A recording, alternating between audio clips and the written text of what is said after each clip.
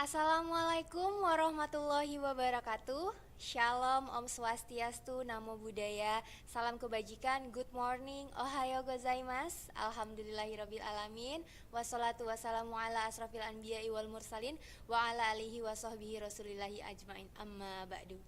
The Honorable Dr. Ani Susanti M.Pd BI as the Head of English Education Department, the Honorable Dr. Tomoko Nemoto PhD, today's guest lecturer from Temple University, Japan campus, the Honorable Mrs. Niken Fatma Putri, S.Pd M.Hum, as the moderator of today's webinar, the Honorable all of the lecturer of English Education Department, and the respectable all of the participants and committees. First of all, let's say thanks to our God Allah Subhanahu wa Ta'ala, the Lord of the universe, who has been giving us His blessing and mercy so that we can gather in this webinar. Second of all, may peace be upon our Prophet Muhammad Sallallahu Alaihi Wasallam, who has guided us into the right ways of life. Ladies and gentlemen, my name is Aisyah Hril Surya. As Master of Ceremony, I would like to say welcome to the International Webinar Series of English Education Department with the theme Introduction to Mixed Methods Research. Before starting our agenda, let me explain the agenda schedule of this webinar. First opening, second main agenda, third Q&A session, and the last is closing. The first agenda is opening. Let's open our event today by reciting Basmalah together. Bismillahirrahmanirrahim. The next agenda is the main agenda, which we are waiting for explanation from our guest lecturer, Dr. Tomoko. Before that, let me introduce Mrs. Niken as our moderator for today's webinar. Mrs. Niken is a teacher supervisor at English First Kota Harapan Indah Bekasi.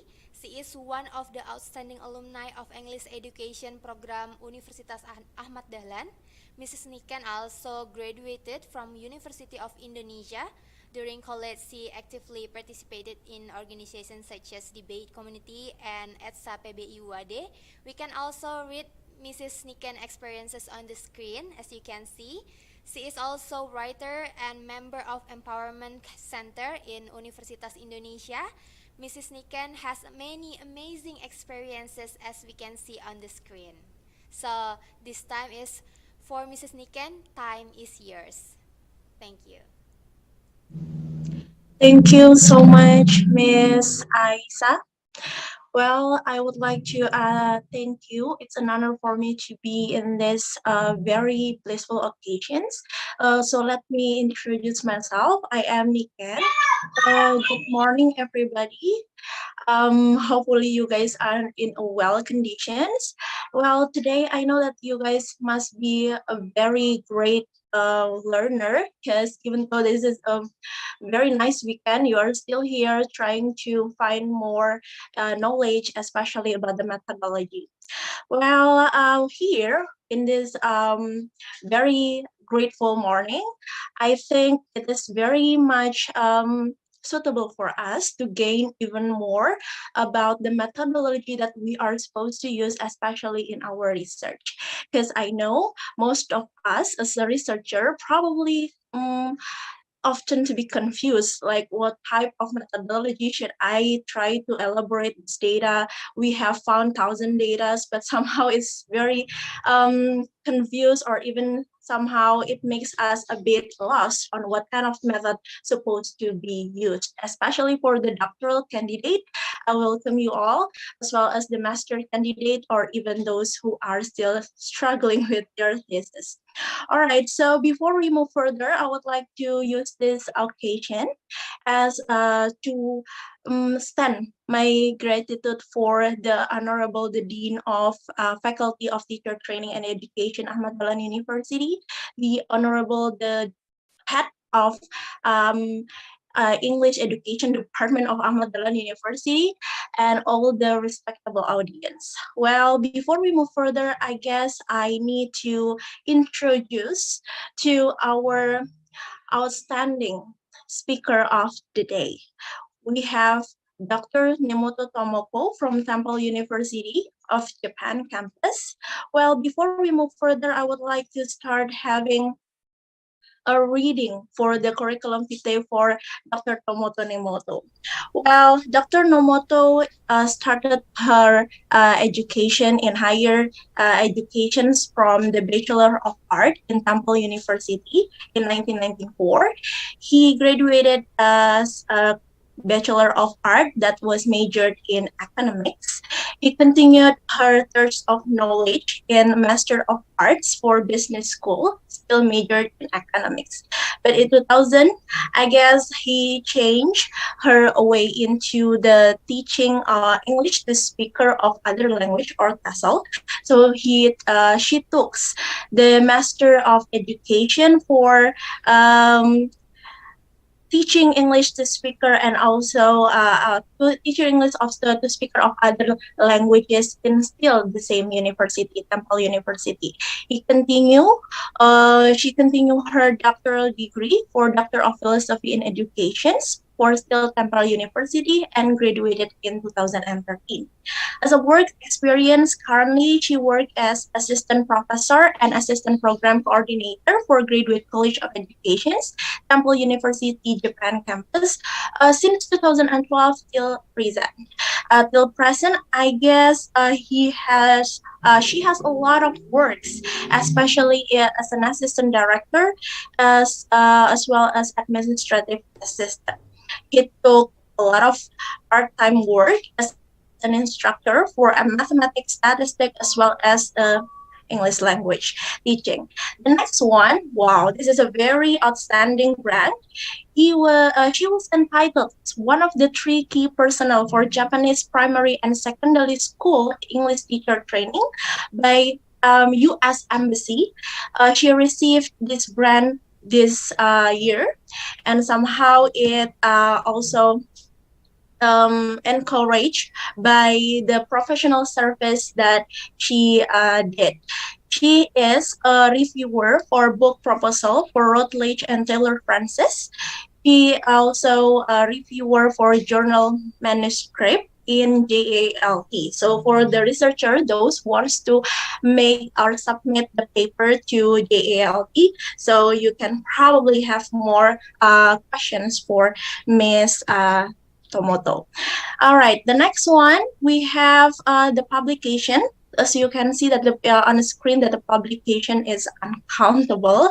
She had written down many books. She published a lot of paper, and even just 2 weeks ago, she has completed the presentation in annual GALT conference by the title Enhancing Vocabulary Acquisition in Listening and Courses. Actively as a lecturer, she encouraged her students to use the mixed methodology. Probably this methodology is not well known, or even still rare for the Indonesian scholars, especially to be used. That's why, without further ado, I would like to welcome Dr. Tomoko Nemoto. The floor is yours.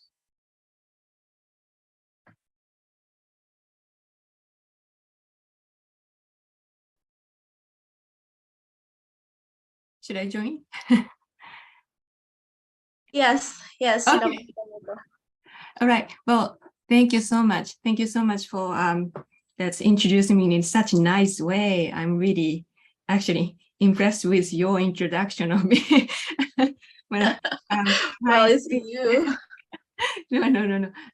Well, first of all, thank you so much for the nice introduction, and then thank you everybody for joining today's today's lecture. This is it's a weekend lecture, and so that I'm sure that you're sacrificing some hours for your personal time. I really hope that you have good experiences with us today, learning about or getting some ideas of a mixed method approach. And that's what what I'm going to talk about today.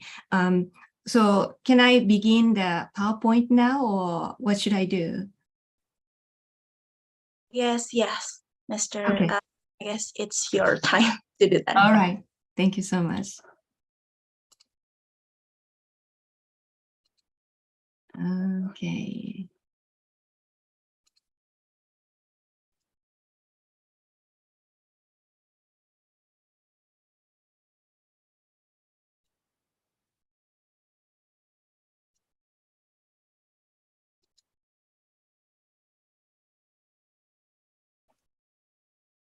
Okay, so today's topic, like you saw in the poster, is introduction to the mixed method research.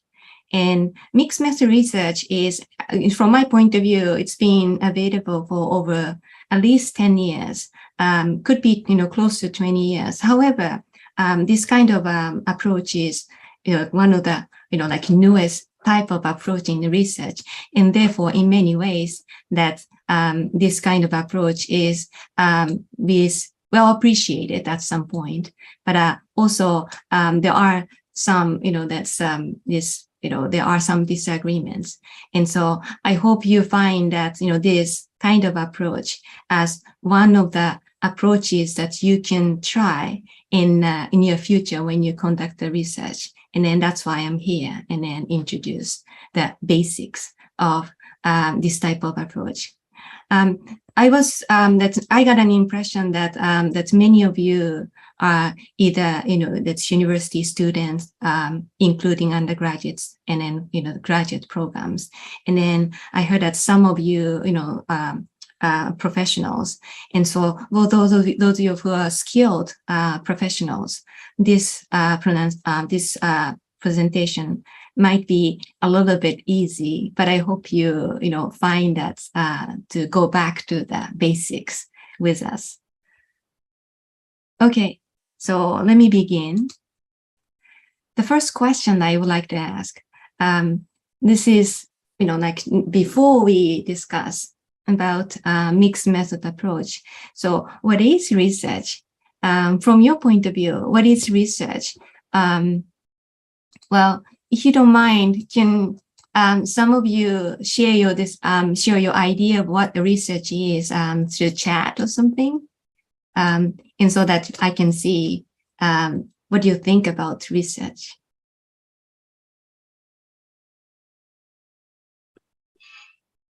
Well, probably Are you too shy? probably the participant could write or type down in the chat box in case that there is a problem with the mic, or even just turn on the mic. Oh, I see. Got it. That's all right. And then I'll just,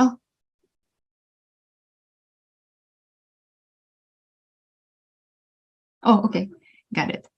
All right. So thank you so much. Okay. So I'll just go to the next slide. And so when you conduct and research, I really hope that, you think about, what's research and why research, right? And we don't, this is an important question that we have to raise and then, think about as researchers or practitioners. All right. So there are some different and then slightly different, but also it's shared definitions of research. For example, if you go with that's one of the mainstream dictionary in the States, Merriam-Webster, according to this dictionary, and research is that investigation or experimentation aimed at the discovery and an interpretation of facts, revisions of accepted theories or laws in the light of new facts, or practical application of such new or revised theories and then laws. I think you can see some of the key points: investigation, experiments, and then aiming for discovery and an interpretation of the facts. And so this is from the dictionary. How about one of those, the two of those major researchers? I think that both of them are retired by now, but Brown and Rogers, 2003. According to them, research is an exploration of experience of one kind or another, sometimes formal and then technical, and then not necessarily so. And so from their point of view, again, the first dictionary description or definition says that investigation or experimentation, right? And then the second one, exploration of experiences. And so this is kind of the like long-term journey to figure out that why we do, for example, as teachers, why do we teach this way, and then how do we believe that this kind of approach can be effective for our learners, right? So that it says sometimes formal and technical, but not necessarily, which means that in many ways, informally, we language teachers are researching to figure out that what could be the best, how it works, and in that limited time range, what can we do? And so it's research from Brown and Rogers' point of view. That's what the intention to figure out, what's happening and what we are going to do. And that's the definition, another definition of research.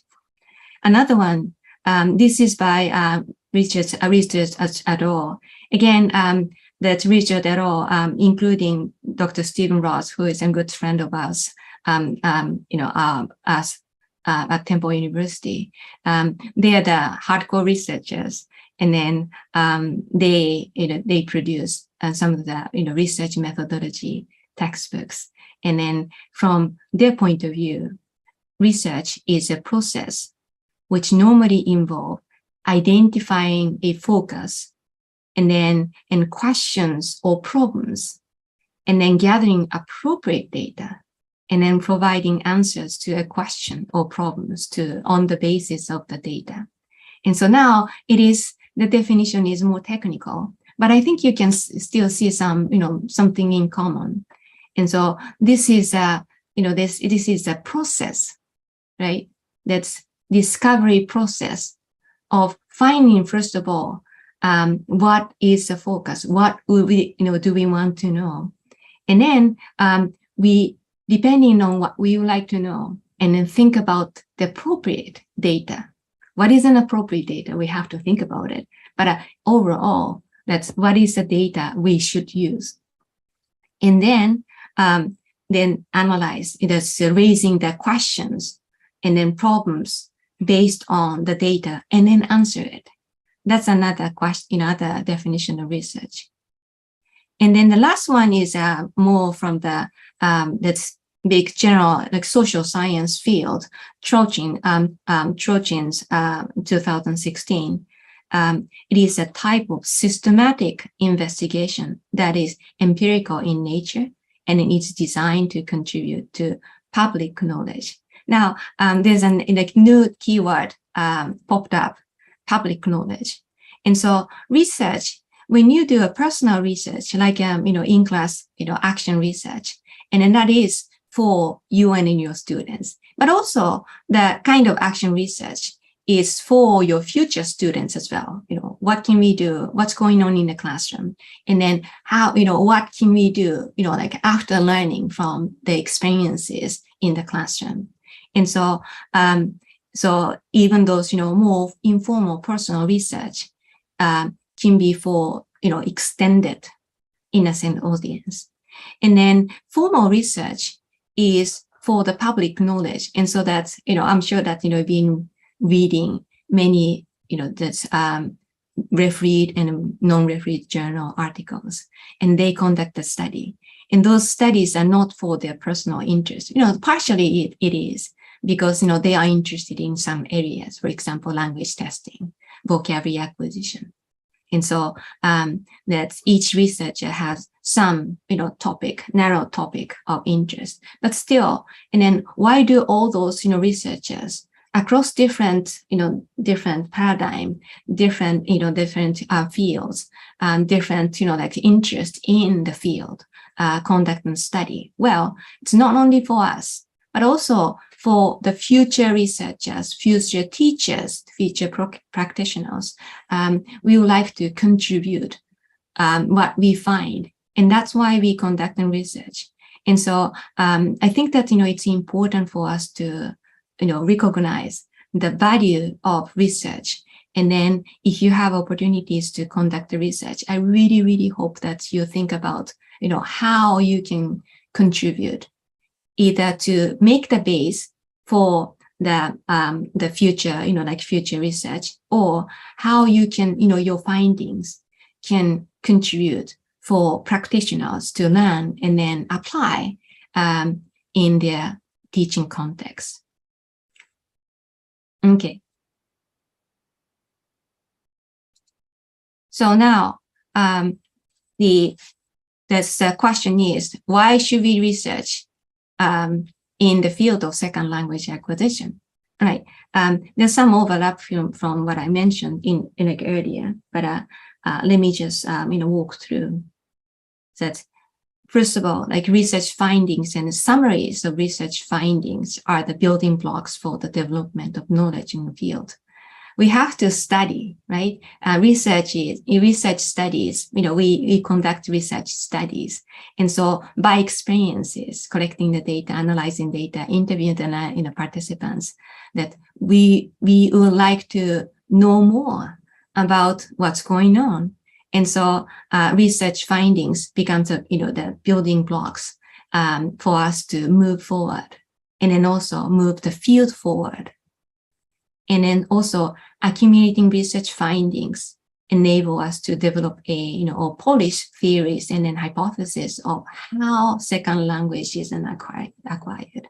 There are many research findings that helped us getting to, get an idea of how languages are learned. For example, starting from 80s, Stephen Krashen claimed that the importance of comprehensible input. That input is available in the second language environment if the learners, for example, go study abroad and then be in the second language environment. Lots of input. But that's, how much of them can the learners process? Well, maybe very little at the beginning. And so that's comprehensible input is very important. And then also in the 80s, Meryl Swain is conducting the study of immersion students, very young learners, kindergarten through the sixth graders. And so they have been in the immersion programs. What we expect is that with massive input, the learner should be able to become like a native speaker. And so in that context, those native speakers, they're expected to be a fluent and then almost or native level French learners, French speakers. Result? Well, that was very different. So perceptual knowledge, like listening and reading, great. But what happened is that learners have trouble with speaking, lots of grammar problems, and also writing, again, lots of grammar problems. And so why is that? Well, input is very important, but apparently the learners have to think about the grammar structure, either implicit or explicitly. And so they have to make an effort to make a more accurate production. And so, again, those are some of the old, but, kind of fundamental findings from the research. And then those studies helped us, think about, okay, so what's better? So going overseas is not necessarily the, the key. It could be a good, it's useful, but still that's just, sending the kids to the, English speaking country is just one issue. And then we have to think about, whether that can actually help, lead the learners to become native level or near native, like that. Okay. And then accumulating research findings enables us to propose teaching guidelines and principles to language teaching professionals based on evidences. And so each teacher in the classroom, we have experiences. And so that facing to the students, we have the sense of what can work, right? And so that's, we have the belief built up with our personal informal research that, okay, this approach works better than this approach. And then you can mention that, and then I can mention that. However, okay, and can we say that these approaches can be applicable for other contexts? Sure, it could be, but we have to think about, whether that's really, those approaches we believe are that's applicable for different contexts. And so and that's how can we convince other people to follow us? And those research findings can help us to build the confidence with solid foundations. And for example, there are many research findings made with an explicit type of language teaching.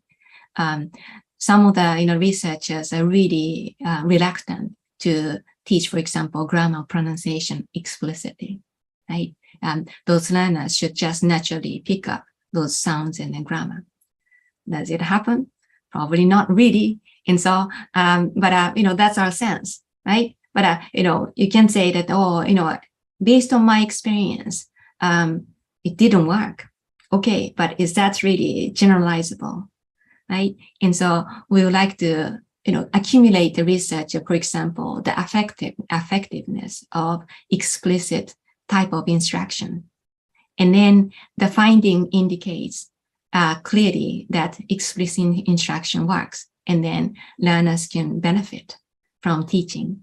And so that means now we confirm that what we do in the classroom is useful, right? So we can contribute to our students in the classroom. And so based on those research that we can see that, there are some guidelines and principles. For example, attention is very important. Noticing hypothesis claim that learners, like learning, processes or finding a gap happens because the learners notice the gap, right? And so we would like to draw learners' attention with materials, with an instruction. How can we do it? We'll think about it. And then this instruction, both the implicit and explicit type of instruction works. And so rather than just helping the learners to just enjoy the classroom with activities, but we should have the intention to teach some of the forms because learners can get it. Something like that. And so those research findings can help us to list up the general guidelines that we can rely on across different contexts. And so for those, research is very, very important. And then finally, the guidelines and principles based on empirical research can facilitate better teaching and then development of better teaching materials. Sure, I'm sure that everybody like in this class, in this Zoom room, are excellent teachers. But with the guidelines, there's something that we can adjust, or we can confirm that okay, what we've been doing to our students is good, and so I can proceed. Now, what else can I do? And so that's our teaching, that's practice, practices can be also polished with that's research found. And so in many ways, from my point of view, research is important. And then research is important in our field, second language acquisition, and then TESOL. Okay, so then we have to think about, what to do to conduct a study or research, right? And so here are some things that we would like to think about. The first one is to identify a topic you are interested in. And so, for example, I teach grammar and sound system in like my context. And so I have interest in, for example, how teaching pronunciation can be effective, and then in what context, right? And so I have interest in this. And also I have interest in vocabulary as well, because, vocabulary is, it's relevant across. It's everything that we do in the classroom. As speaking, we have to, like the learners have to gain enough vocabulary to actually deliver their messages. Listening, we have to understand the meaning of the, the words. Otherwise, we can't, have any kind of listening comprehension, right? And then that's writing. Also, that you have to, you have to be able to, produce that, that those words appropriately and then accurately to deliver the, the meaning that you, intend to, deliver. And then so as reading is a receptive type of knowledge, but that's without, like same case as listening. If they see the text, and then these are just sequences of the letters, and that doesn't help the learners to comprehend the reading passages, stuff like that. And therefore, overall, it is important. The vocabulary is important. Anyway, that's off the topic. But the point is that we would like to, think about what is the heart of the study, what is the deep interest in yourself in terms of second language acquisition, and then that's we make the first step forward for the conducting research. And then next, that we would like to identify our research goal. So the research goal basically means, for example, like generalizable findings, like, that's developing principles that we would like to think about what kind of, how the findings that we make with the study is generalizable. How can we apply the findings to, other contexts? For example, I mentioned about, the explicit instruction or explicit learning. And then there are across different countries, across different culture, that you have chances to teach either implicitly or explicitly, right? And then the finding shows that both implicit and explicit teaching or learning are useful. And then, but more, like strengths in explicit type of teaching and learning, especially for second language learners. And so that is one of the examples for generalizable findings, right? And then other is an exploration of the individual learner's behavior. When that's those studies, they can, give the bigger pictures. Those ones actually, that's drop those minor details. Shouldn't be minor details if you are in the classroom, because, you have that variety of different levels, students, different age range, and then different levels of motivation. And so although the findings, generalizable finding indicates that some of those, that teaching approaches are useful or applicable, for different contexts, but then that's how those individuals in these studies behaved. And then for which kind of group, which kind of participants, there's the, type of approaches worked or not worked. And those findings are very useful, because I'm sure that you see that, different learners have different, like interests. And some of the students just take those English courses as one of the subjects. All they want to, do is to pass the course, and that's it. And for those learners, the studies shows that motivation is important, but that kind of motivation is different from those learners who actually have interest in using the language, and then that's in a meaningful context. I want to use this for the this for my profession, and then the motivation, the quality of motivation can be very, very different. And so those detailed exploration is also very important. Okay, and then we'd like to confirm that the appropriate data can be collected for your inquiry, right? And so if you like to like conduct a study for generalized to make the overall findings, and then that you like to collect a lot of data, and then conduct a well-planned research, and then see that by controlling the environment, and then you like to find that that's not pure, but purer findings about the situation. For example, explicit type of teaching. And then, but if you like to conduct a research in qualitative research, now you have to think about whether you have an access to those learners in the situation of your interest, right? And so you might have interest in that, the learner motivation in the big classroom. But if you teach, that you teach small group of learners, and then you don't know that how those learners can behave in a bigger picture, bigger, large class, like, 50 people, 80 people, stuff like that. And so that you have to know that whether those, that the data is accessible, and so that you can actually conduct a study. All right. And then in the big picture, there are like 3 major types of approaches for research, conducting research and research studies.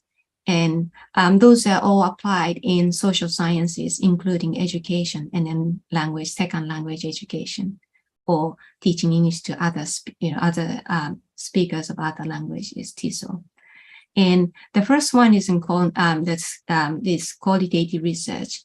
And then that's actually the slides go with that's right. I'm correct. So that we start with an quantitative research, and then the second wave was qualitative research, and then as a third wave, mixed method approach was introduced in the social science field. Okay, let me begin with quantitative type of approach. Okay, this is probably the one that you feel familiar with when you read the research articles. So quantitative research approach has the longest history, and then it originated in the field of science.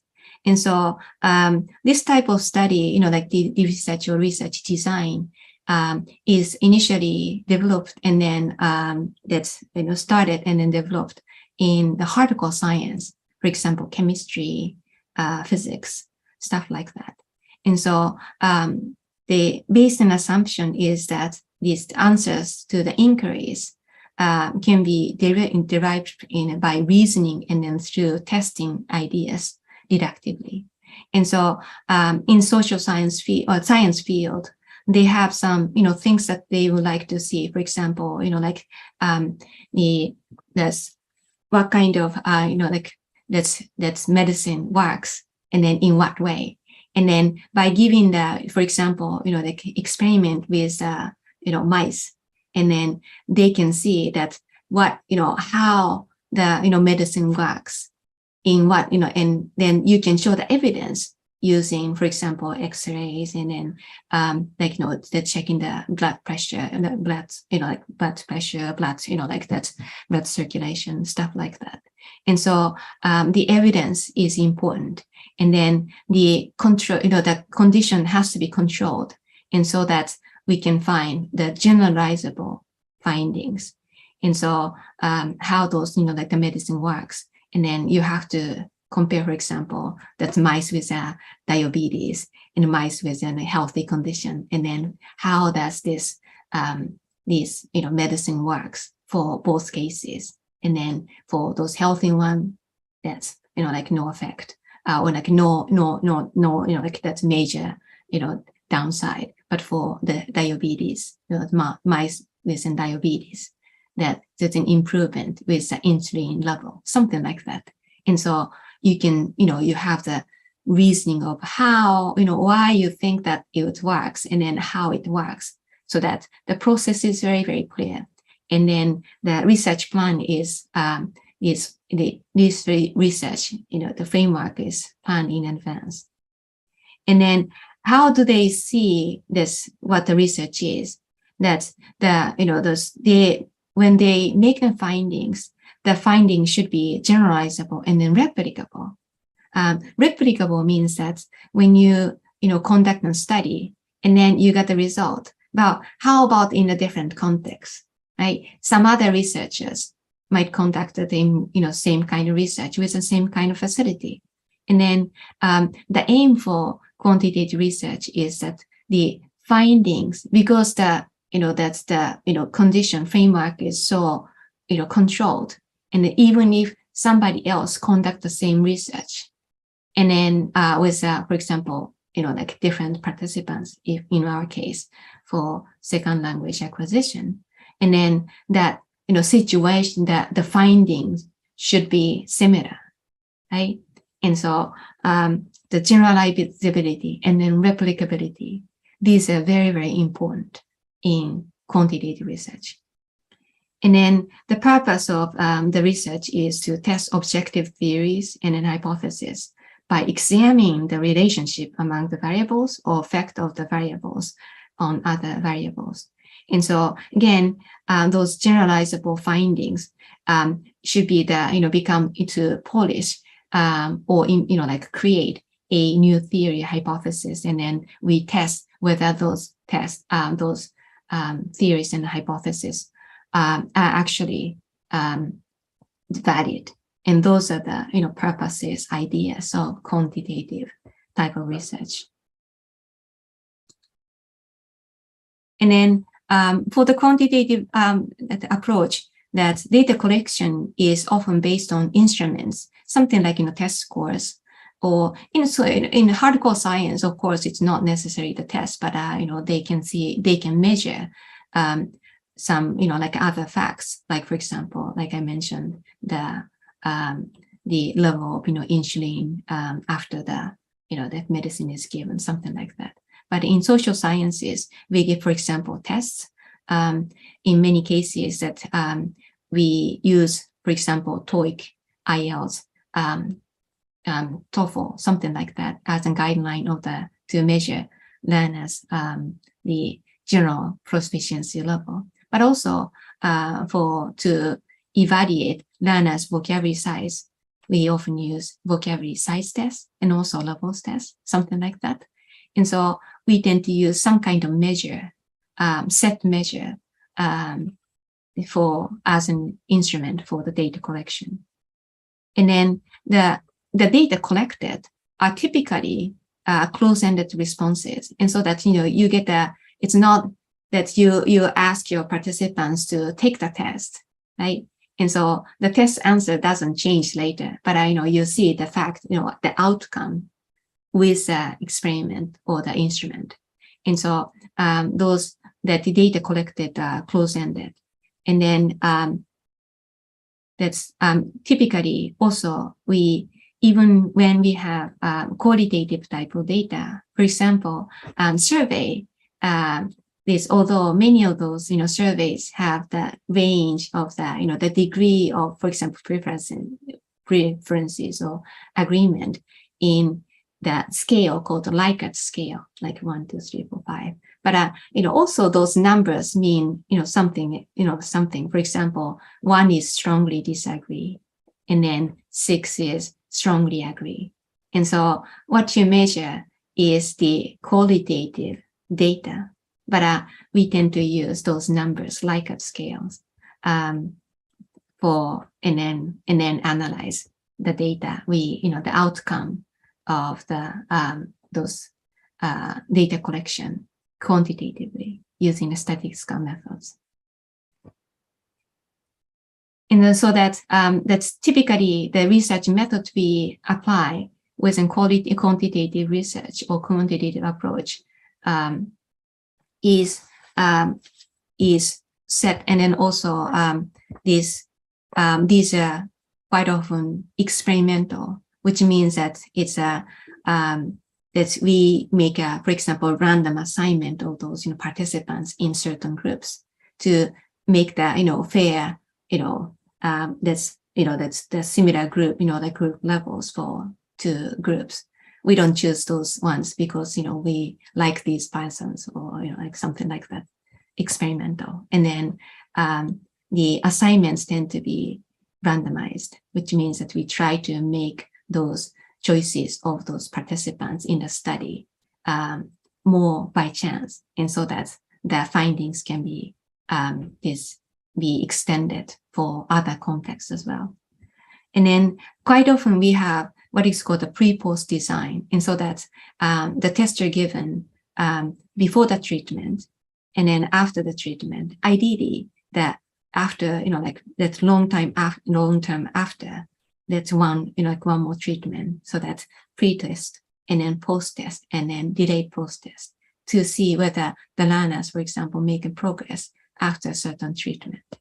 And so those methodology and then framework we use are quite set for experimental approaches, and then or in quantitative approaches. And then data analysis, typically we utilize statistical analysis. I think you see many in many articles, analysis of variance ANOVA, different types of ANOVAs, regression analysis, t-test, structural equation modeling. Those are all statistical approaches and statistical methods. And those, depending on the research questions, we have different analysis to use. And then the interpretation of data is based on the statistical inferences. And so whether the effect was significant or not significant, which means that according to the the research, was some kind of treatment effective or not effective, and then discuss that why later. And so the most of the the flow of the quantitative research is the framework is set, and then we follow the procedures and then get the findings. Okay, this is one of the right. And then major research designs are experimental or quasi-experimental designs. And that means that either, for example, that you call for, some of the volunteers and then conduct a, that's strictly controlled the environment, the conduct a, study in under very strict and controlled environment. That's experimental studies. Quasi-experimental studies, these are the type of studies that many of the researchers in our field applies, which means that when you teach some group of the learners, and then that's one of the important issues with statistics, random selection of the learners is hard, right? Because when you conduct a study, many of the researchers actually ask for the participants in the classroom to participate in the study. And so those cases that you can't randomly assign, or you have a hard time to assign those treatments to those participants. And therefore, we sacrifice a part of the random selection of those participants, and then becomes quasi-experimenters. That means that it is study, like a set procedure and then statistical, but we give up one of the conditions, random assignments. And then applied behavioral analysis. This is a small version of the experimental studies. And so it's a kind of the, still a statistical analysis, but conducted with much smaller group. And then non-experimental design could be, causal comparison research or correlational design, and so that whether how some of the factors are related to each other. For example, what are the factors that that is strongly associated with learner motivation, something like that. And then the recent trend is that researchers, try to employ more the longitudinal type of data, meaning that rather than doing what is called a cross-sectional data analysis. Cross-sectional data analysis means that that test is given only one shot, or you give just one time of the pre-test and post-test, and that's it. But that's the learner's data is collected like in a multiple point, and see, and that's how learners make progress or have the decline, something like that. And so this is more the trends. And then I really hope that more researchers are interested in this type of longitudinal data collection and analysis. Okay, this is one of the this simple, but it's a published article and then published quantitative approach. This is the correlational analysis of by De Keyser 2000. That I'm sure that some of you, many of you, know this well-known scholar Robert De Keyser, who is a strong promoter of skill acquisition theory, and his interest is the relationship between the length of residence and or age of acquisition, and then the grammar competence of those second language users. And then also he has an interest whether those learners, attainment, that alternative attainment is somewhat related to the learner's aptitude level. What is an aptitude level? Aptitude level is aptitude, language aptitude is the ability to learn a language. And so those learners who have high aptitude, those learners have initial advantage for language learning, both for the first and the second language. Okay, so what is in background? From like late 90s, that's Blake Broman claimed what is called the fundamental difference hypothesis. And then it claims that the mechanism children use for language acquisition is largely unavailable for to adults. Instead, they use alternate explicit problem-solving mechanism.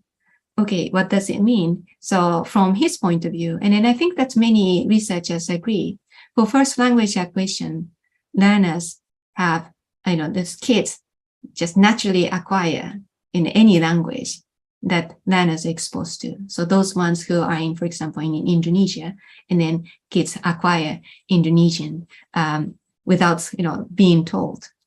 And then I'm in Japan, and so that's, kids born and raised in Japan at age of 3, and all kids that, if you listen to them, the vocabulary use is very, very unique. But still, when you think about grammar, boy, they are native speakers, right? And then why does it happen? Probably there's some kind of mechanism that works for children. But apparently for the second language acquisition, although native speakers, all babies become a native speaker of at least one language in natural environment. But for adults who can be that's dialect-free or like accent-free speakers, very little, right? And so that's the chances for the learners to become like a native speaker is quite different among those two groups. And so, so that was a claim by Blake Broman. And then De Keyser thought, okay, well, we have another hypothesis called critical period hypothesis.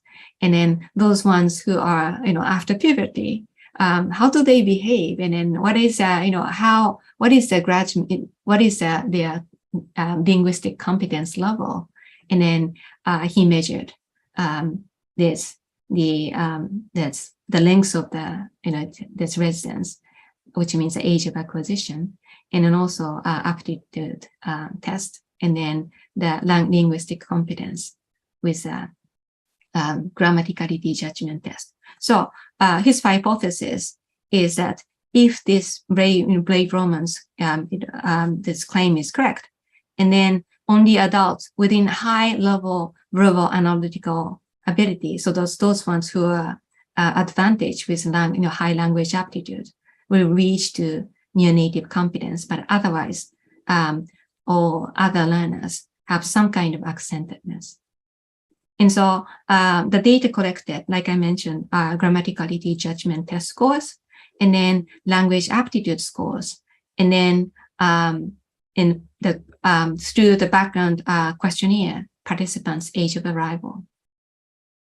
And then the analysis was conducted with a statistical analysis applied, correlation analysis, and then he found that the age of acquisition or the age of arrival does actually influence learners' alternative attainment level of the grammatical competence. And so this is, for this one, there's no follow-up study, but the Kaiser found the overall finding with the participants' data. Okay, so this is quantitative approach. Now, how about the qualitative approach? Qualitative approach is a little bit newer than quantitative approach. And those approaches, this type of approach emerged after the quantitative approach. And because we can find some general findings, but well, we see many, variety of the, other outcomes. And then why is that? And without taking a look at the details, you can't really see that, what's going on. And so that's those researchers who are skilled with, the qualitative inquiries, and they started to interviewing and then collecting more detailed data through, for example, that's the text produced by the learners, and then the study or the trend expanded in our field as well. And so it is originally from this mainly from anthropology, observing the behaviors of the learners, and then in sociology again, that's the in another social sciences, and also humanity, and then philosophy and psychology. And so many social science fields are involved with qualitative research. And the base assumption is that the complexity of a situation can be explored utilizing emerging questions and then procedures. And so we have bigger picture interest. And then through the interviews and then analyzing a text, we make another discovery. And then through that, we generate another research question, and then we continue our journey. And so that by looking at the details, what the quantitative findings can't actually find with the kind of the methodology applied, qualitative research dig into the depths. And so if we say that quantitative research is for the bigger picture, and then qualitative research can give you the depths of the knowledge. And so that's the strength of qualitative research. And then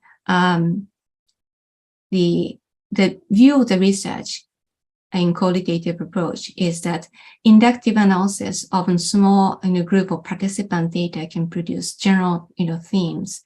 And so it takes much longer time to conduct qualitative research, but that interviewing and analyzing the data generated by limited number of those learners, and then we find somewhat almost general tendencies from those students. And so for that's not only just helping us to learn about each individuals, quite often we find some kind of patterns in those the data. And so it is another, like research journey that researchers walk through to chase the same participants for longer time period. And then the purposes of the study or that research approach is to explore and then understand the meaning that individuals or groups ascribe to a social or human problems. And so in our case, that this is for the language acquisition, that what can make the learners motivated, and then motivated, why and how. And then by actually observing the data, we see that the motivation has different kind, and why is this person more motivated in this way, that way. And so by it's a exploration of those ideas, problems, and then also understanding of not widely generalizable like quantitative research, but more generalizable in some small community. All right. And then data collection method is often by interviews and observation. And then so we observe how learners behave or interview what the participants thought about, for example, the treatments, stuff like that. And then data collection is open-ended because you ask questions and then learners respond. And then with the responses, you have another question that you like to ask. And so that the data collection doesn't end with just one question, but that can lead further questions. And so that's data collection is quite often open-ended. And then the analysis is conducted inductively, built from like particular general themes. And so that we have some ideas of what's going on. And then with the data collected, we analyze the data qualitatively, right? With the text. What does it mean in not using statistical analysis, but like the patterns of the behavior of the learners. And then the interpretation of the data is based on the research theme and then data patterns. And then we interpret this, therefore, what does it actually mean? So for qualitative data, because you don't use statistical analysis, and we can't really talk about that's what is, that we don't have any cut point, like, the p-value or, effect sizes. We can't say that, it's significant or it's not significant. But we have, because of those details, we see that, like the tendencies of the learner's behavior, stuff like that. And so in qualitative research, the thick description is really important. Okay. And then the qualitative approach also, the major design can be like narratives, so storytelling, or phenomenological methodologies, actually, going to, like living experiences of individual, lived experiences of individuals about phenomenon are described at the participants' interview. And so the interviewing participants see, what are the experiences they had and how they think about it. Grounded theory, a general abstract theory of process, action, and integration, is grounded on the view of the participants, so that participants have some view, and then we see that that's how what kind of like based on those that background and what happens, and then what can be learned. Ethnography, this is often used in anthropology, but they live in the society and then actually observe how those people in the society behaves like that. And then this is more typical in our field, case studies. A researcher develop an in-depth analysis of a case and then program, event, and activities, observing or interviewing, and then, collecting the data from those small group of individuals in a sustained, in a sustained period of time. So like it's in many ways that qualitative research is a longitudinal research. All right, an example. This isn't famous. This case study in our field, Schmidt 1983. It's a study of one Japanese second language user lived in Hawaii. Actually, I heard that, and he still lives in Hawaii. But that time, a 33-year-old Japanese pseudonym Wes was a second language learner. Actually, he had a very minimal level of like second language education up to junior high school. That time, we had only English courses in junior high school, and so that there's only 3 years of a second language exposure. And then he apprentices to a master and an art master, and so that he devoted his life as an artist and not much of the interest in learning English explicitly and then informal context. But he was successful to live in Hawaii. And so Schmidt was interested in how this West language can be developed in the context. If the naturalistic context is the key and then only key for language acquisition, second language acquisition, and then that about 3 years of observation should work, and then you can see lots of linguistic development, right? And so the data was collected with like 1 hour tape recording concerning business and then daily activities. So he was talking about himself and then what he does for his business, and then there's the recording or that data was collected over a 3-year period. Oh boy! And then recordings of that his informal conversation with native speakers, and then those are all collected and then analyzed. And so as an analysis, and spoken data are transcribed. Oh boy, can you imagine that how difficult it is to, or how time-consuming it is to transcribe data from 3-year period, right? But he did it. And then the grammatical competence was examined by grammatical morpheme use. And then 3 other aspects were analyzed qualitatively and then illustrated with example taken from the transcript. And so although Schmidt's data was massive, but he carefully analyzed the data qualitatively, see some kind of tendencies, and what kind of like that morphemes are acquired in past 3 years. And the results was a little bit unfortunate, and he was pretty much fossilized at a very, very low level. But was a interesting finding about how he think about that's interacting with first language native speakers of English, and then what he thinks that native speakers should how they should speak when they talk to him, something like that. And so it's a really given the thick description of the data. And so if you have time, I hope you read this kind of study. All right, and then finally, I would like to move to today's topic, mixed methods approach. And mixed method approach emerged as in a third wave from the field of psychology. And so those different new areas of research methodologies always come from actually psychology. And so even the quantitative studies, those approaches are adapted by these psychologists.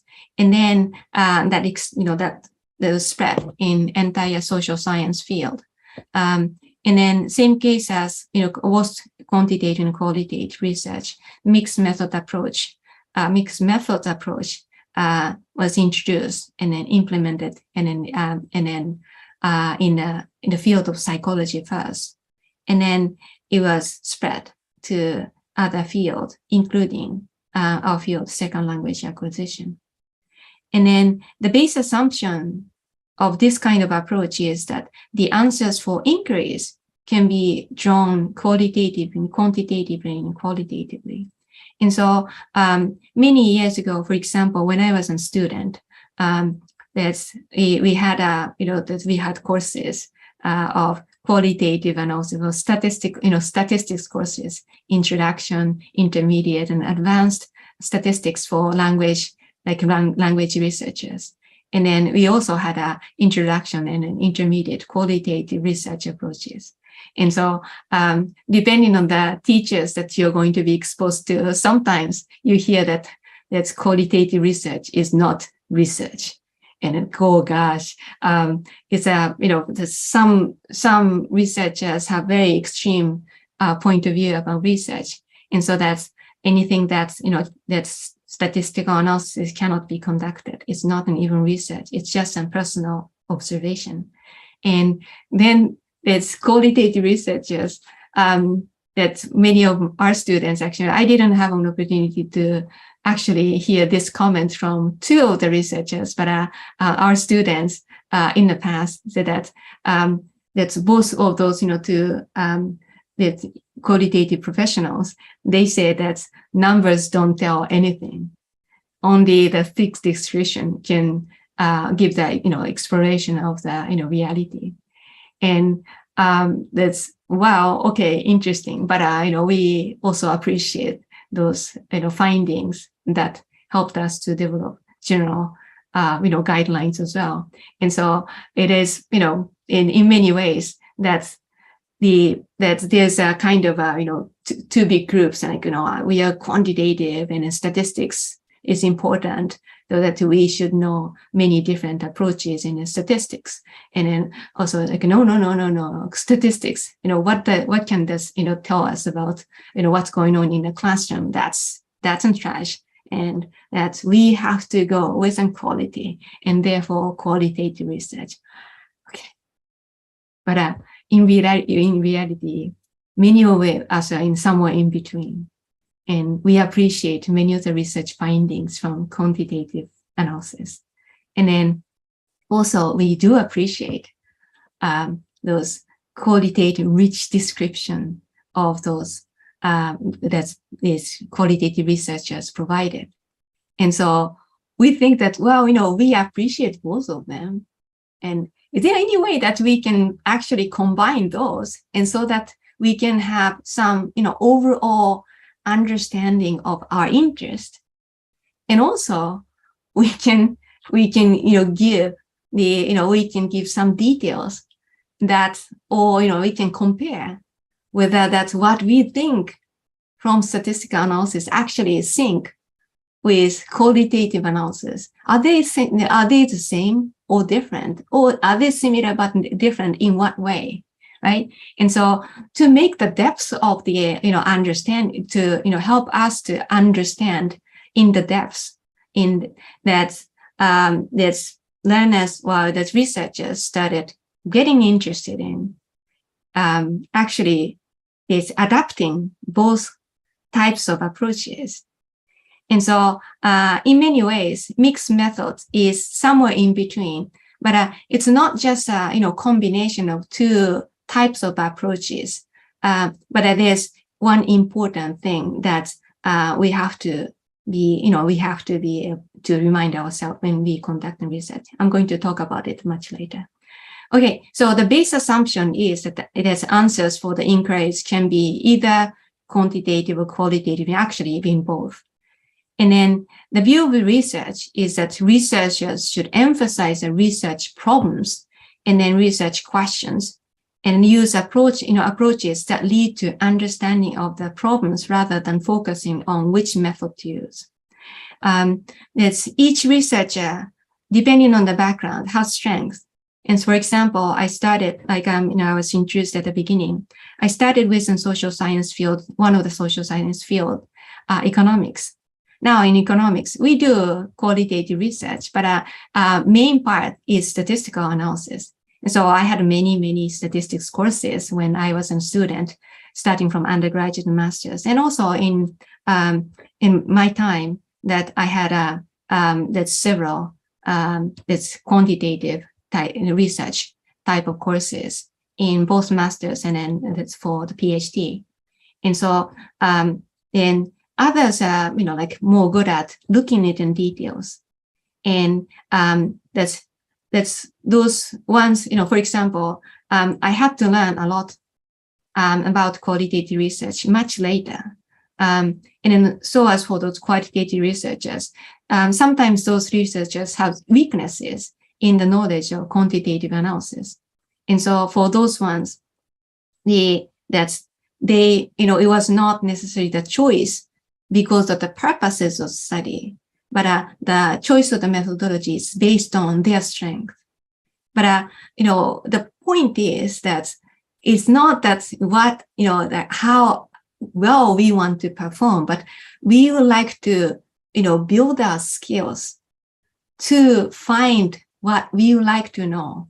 And so the research methodology, whether what is the strengths, we have to think about the approaches that are appropriate to answer the question. That was the position for those researchers who appreciate mixed methods approach.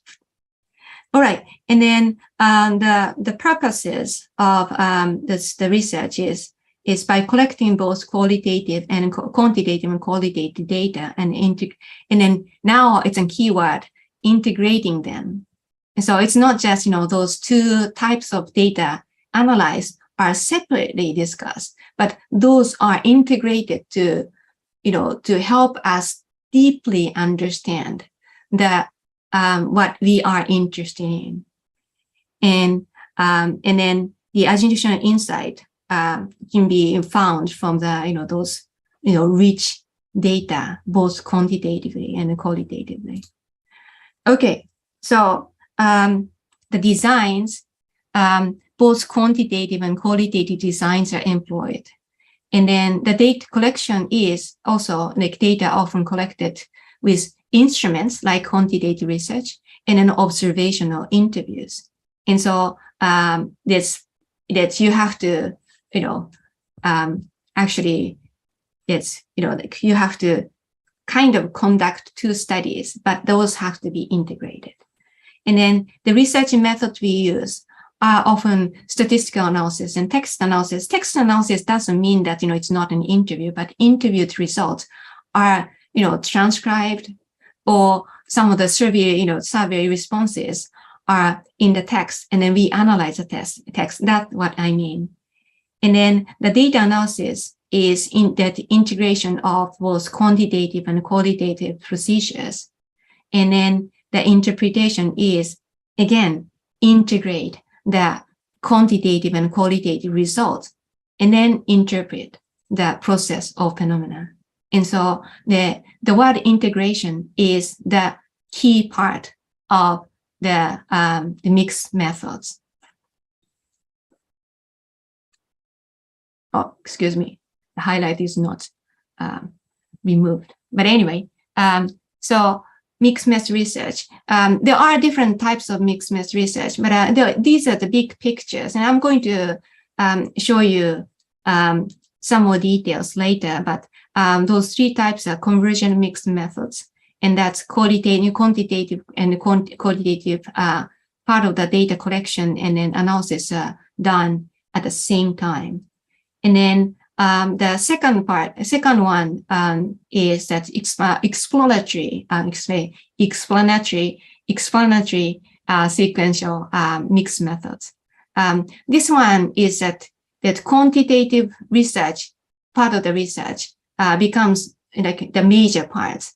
And then the qualitative analysis is often used as a follow-up study.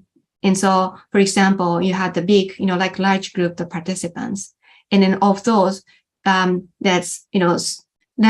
you select small group of learners and then interview them about, for example, the treatment was, how they thought about, the treatment, stuff like that.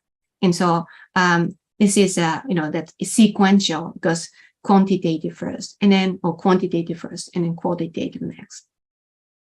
And then other way around is that exploratory, the sequential mixed methods.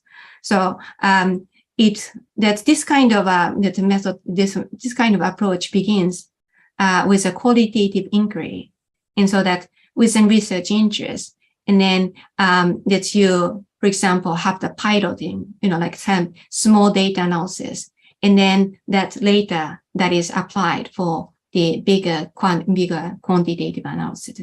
Or sometimes with a small group of learners, you develop a better sense about how the instrument works, and then collect a like a bigger picture, bigger data, mean that like larger sample size, and then conduct and study. And so those are the three major types of research designs. Mixed method research design.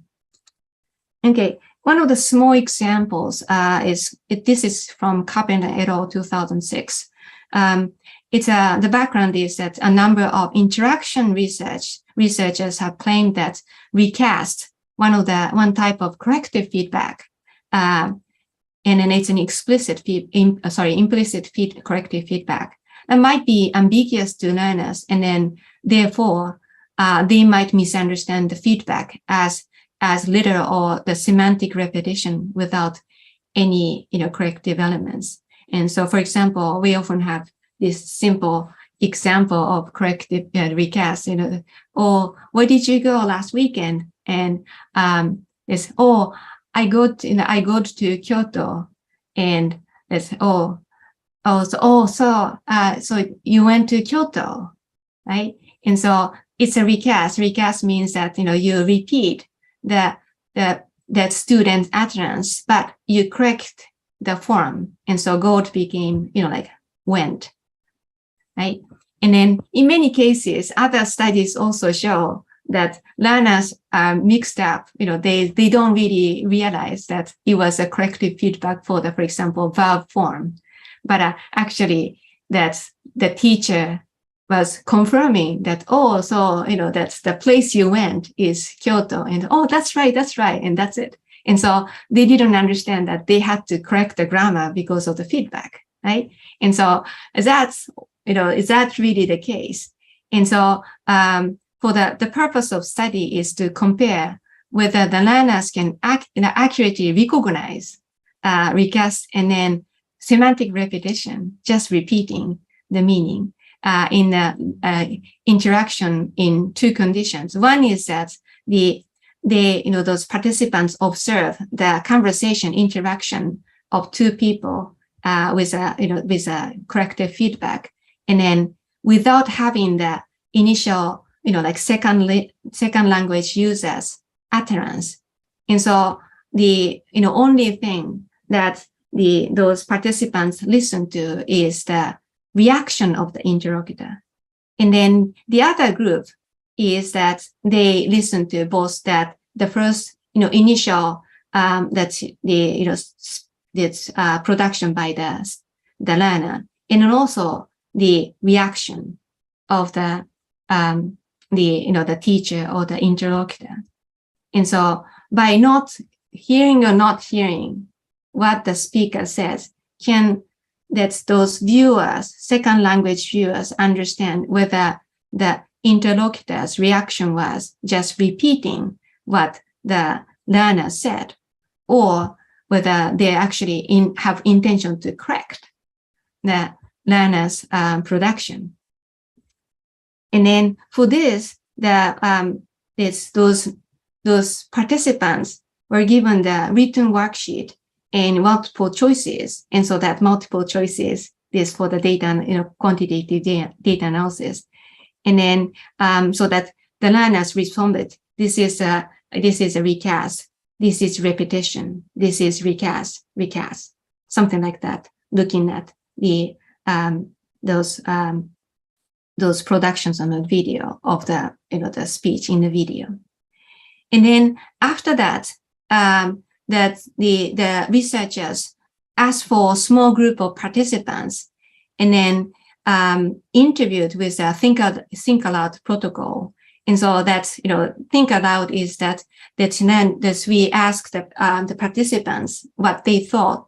And then usually we just think like, I thought there was, there was a repetition because that it looks like, it was not, that there's no, that it doesn't look like, that it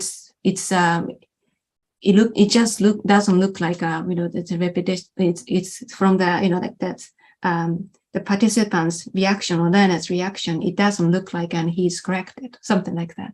And so usually we just think inside of ourselves, but you actually, like ask your participants to actually voice what you thought and then collect the data qualitatively. That's a collective, that's the qualitative part of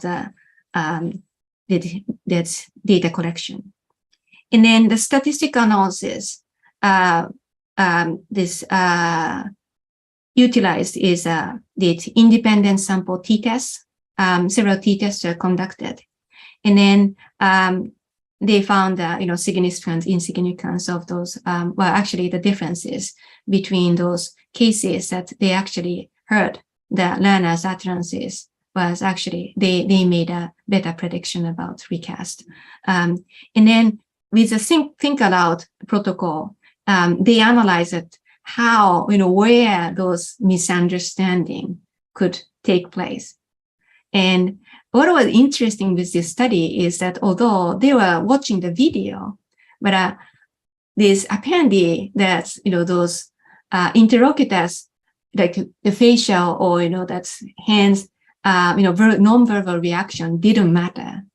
So that means that those learners, there are this potential indication that even if you try to show like it's, oh, you went to Kyoto, but still, that your learners might not be actually looking at you. And so that you have to answer, also you went to Kyoto. That might be, better for the learners to realize, something like that. And so the first, quantitative study gave the, findings of that, what was more effective. So those learners who knew what they say, has better chance to realize the recast, but still it's difficult, right? And then in what way was it difficult? That was answered by the think aloud protocol. And so the combination helped us to, to understand that's how recast can work for the learners. And that's a, interesting learning from this study. Although it's a small study, but we can replicate and see whether that's, this is really, the case for, our situation as well. But anyway, this is one of the small, but example of mixed methods in our field. Okay. So when you select the research approaches, there are some things that we have to, think about. And then one of them is that, issues and then concerns that need to be addressed. First of all, it has to be addressed in a study. So we have to be able to verbalize, and that's what we are going to, what's the concern, and what we would like to discover. It doesn't matter, quantitative, qualitative, mixed methods, but we have to know, we have to be able to identify that what are the problems. And then we should also think about who the audience is, that the audience is more of the, those, other, peer researchers. And so that we would like to introduce, for example, a way to, it's a new way to analyze the data of, and so that, we have some kind of studies with, like same purposes, but, using different approaches. Or, is that it's an audience or, for example, actual classroom language teachers, and how can we contribute those findings? And then, is this important to make a very, very sophisticated statistical analysis? And then, like claim that, what is the finding, significant finding, or what is important, like, is it more important to actually discuss, give more of those, pedagogical implication, and then can our, study give some kind of useful pedagogical implication, that knowing the audience is important. And then researchers' view, worldview, how we see that, what kind of philosophical position we have for conducting research.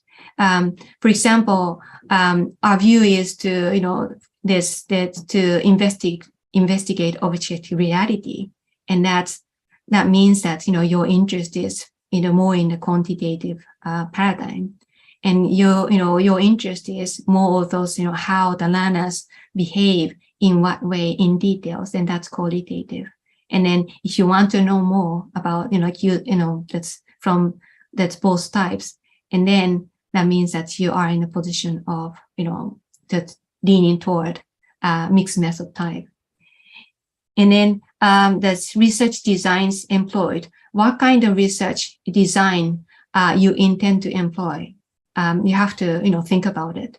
And then the personal experiences of the researchers. This, like I mentioned, really influence the choices of research approaches.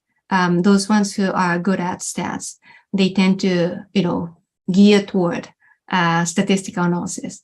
But before that, going back to the first point, we have to think about what are the issues, and then how we can answer using the research approaches. Okay.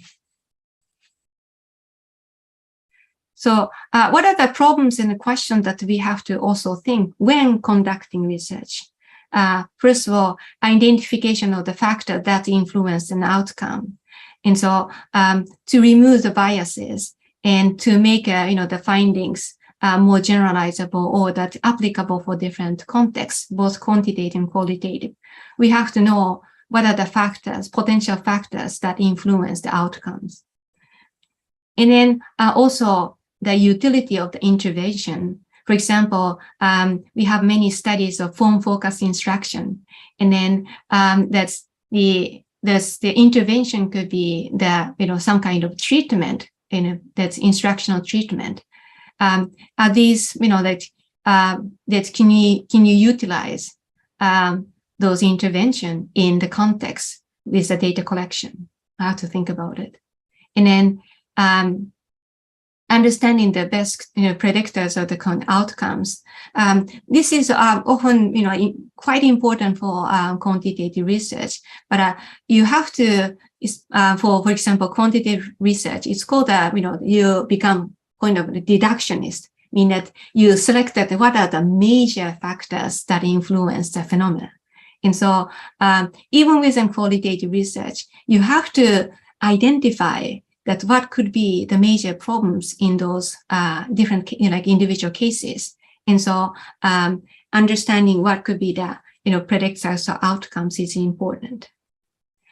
And also that we have to test a theory or explanation to especially for quantitative analysis. And then for qualitative analysis, we have to the concept and the phenomena should be underexplored, and then or involved in understanding samples, which means that if you know the situation or that behaviors, then there's no point of re-exploring it. So that you have to find the area that is underexplored, and so that we find something new and then contribute to our field or this English teaching and learning community. And so finding those unexplored areas is important. And then those that's the thing that's if we have the position that quantitative and qualitative approaches by itself can be insufficient, and then those of you who have the position like this, and your idea will better fit to mixed methods approaches. Okay, so let's look at it. The audience of the research. That audience, like I mentioned, could be like, journal editors, reviewers, if you're going to submit your study to some journals, or university faculty committees who evaluate undergraduate and master's thesis or doctoral dissertation. Probably many of you are in this kind of situation. And so that you have to think about who are the readers of this study.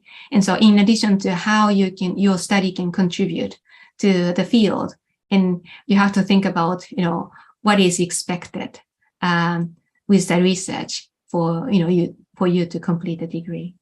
And then sometimes you present your studies at the conferences. And so you have to know that who are the conference audience. Are they heavily like researchers, or are they practitioners? Depending on those the audience, you probably have different approaches for research. And then colleagues in the field, that's also influence that's how you conduct and study, or what kind of topics or that's approaches you take for the studies. Teaching professionals and family, like familiar with research. If that audience is somebody who would like to know what can be applied in a practical application, again, having a heavy statistical research doesn't really necessarily help. And so for those cases, you choose other type of the approaches, like mixed methods.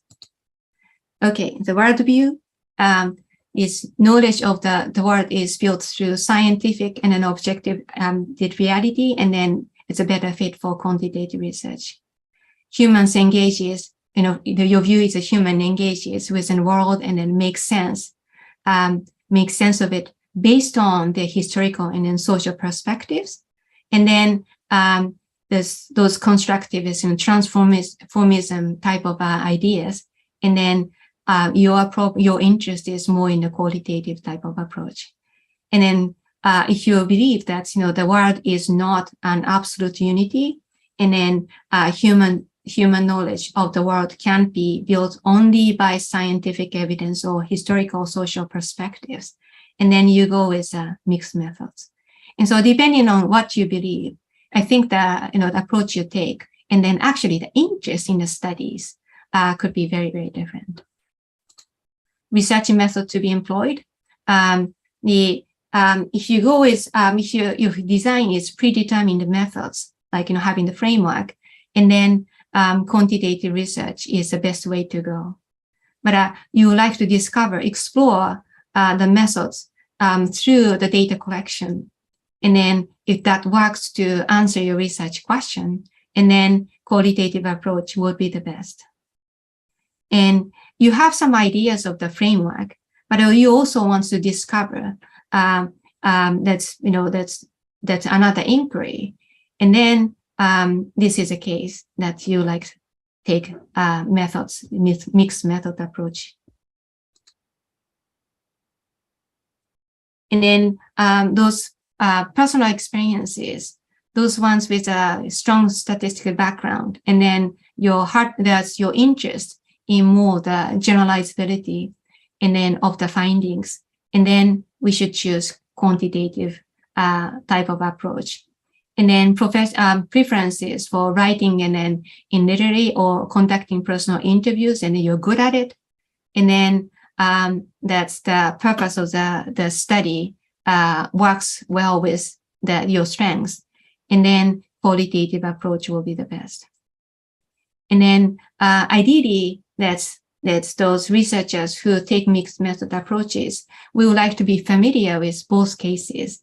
And if not, we should be willing to improve our skills for qualitative and quantitative research. And then our interest should fit to the mixed method approaches. Now, so what are the that's major types of mixed methods design? I'm going back to the one that I displayed in earlier, and those are the convergent mixed methods, and then explanatory sequential design and exploratory sequential design. And then convergent mixed methods.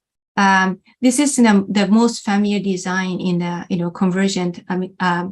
Is familiar most. Excuse me. Is one of the most familiar type of approach design in mixed methods. The assumption is that qualitative and quantitative data provide different types of information. So, for example, if I take, for example, the interest in the vocabulary size, and then one data shows with the vocabulary size test, and then other is with an interview, something like that.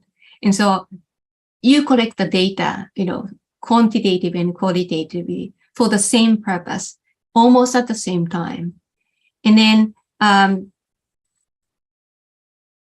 there's they analyze the data at the same time.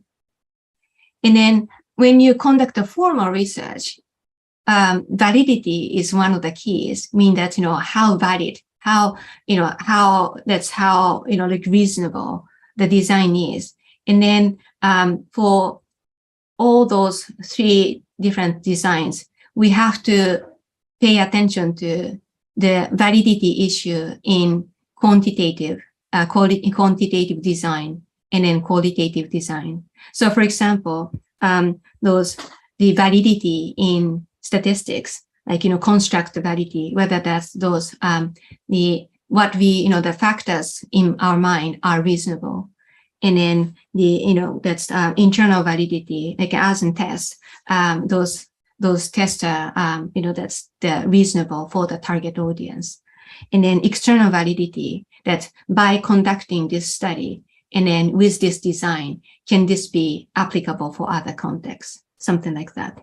And for the qualitative inquiry, triangulation is important. And in many ways, for example, like data triangulation with that, that researchers ourselves, and then also other experts who has the skills, and also the participants, do we all agree with that the interpretation by the researcher?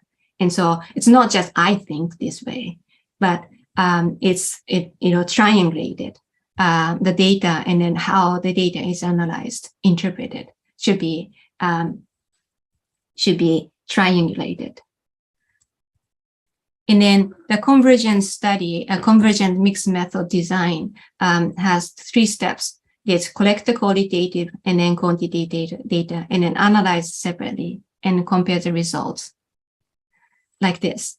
And so the data collection and then analysis at the same time, and then merge the result, interpret it like that.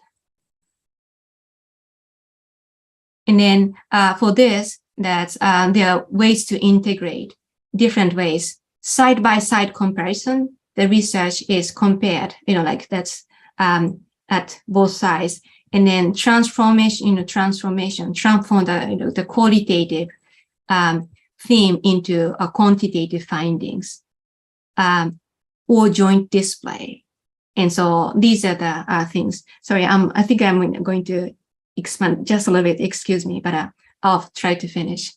And then convergent mixed method, findings are typically reported in the result, but discussions made, integration is made in discussions. And so the findings are separately reported. And then the discussion is the place that the integration takes place. The second one is an explanatory sequential design. And then this is, again, is that the study, those kind of design that's quantitative data first. And then the qualitative data, data analysis comes later. And so that's the qualitative research gives the depth of the findings. And then there are 3 ways to analyze the data, and then those are that analyze qualitative data by coding and then collapsing the codes into broad themes. And so using the scales, or that's grouping those data and then analyze the data. And then also data that analyze qualitative data utilizing statistical methods. And so that, for example, they can like survey design, and then you can make those responses into qualitative to quantitative and analyze it. And then all the mixed methods, and then also then that's mix those data analyzed in as an integration like this. And so you have 2 phases of data collection analysis. So to collect the data and then analyze, and then follow up, as a follow up, qualitative analysis is made, stuff like that. And then explanatory sequential design is integration, but it starts from qualitative to quantitative. I actually see more of this kind of design in our field. And so that, first of all, that's qualitatively the research is conducted, and then see what the problems are, how, and then try to make the design better for the quantitative analysis. And then that's qualitative data provides the more detailed information about our interest, and then that helps us to to polish our quantitative studies. And then data analysis has 3 paths. In first of all, explore the qualitative, explore with the qualitative data, and then build a test for the quantitative analysis, and then analyze it. And so for these cases, there are 3 phases. First of all, qualitatively, that's collect the data to explore what's going on, and then identify the what's testable, and then what should be tested, and then quantitative data analysis like that. And then integration is made by using the qualitative finding into to inform the design of the qualitative phase, and then so that qualitative research part becomes the base of the quantitative study. Now, some important questions that we have to raise when you think, first of all, think about, and then now after you conduct a study. First one, we have to, we should think that, whether we have provided the basic identification of the mixed methods. Mixed method has been available in a field, but still it's the newest. And so that some has disagreement with this kind of study. And so that you have to be able to give the reasons, number 2, give the reasons why you use this kind of approach instead of one or other, qualitative, quantitative. And then think of who your audience is. And so that's, how this mixed method, integration of that qualitative and quantitative research can contribute to those audience.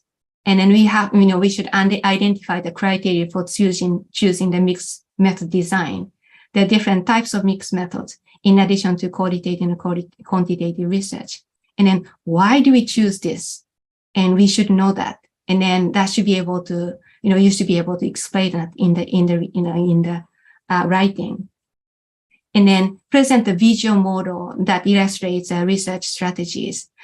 In many cases, that researchers who are not familiar with this kind of studies are confused, and don't understand, clearly, what actually you intend to, show. And so giving some kind of model or, figure, like the one that I, showed will be useful.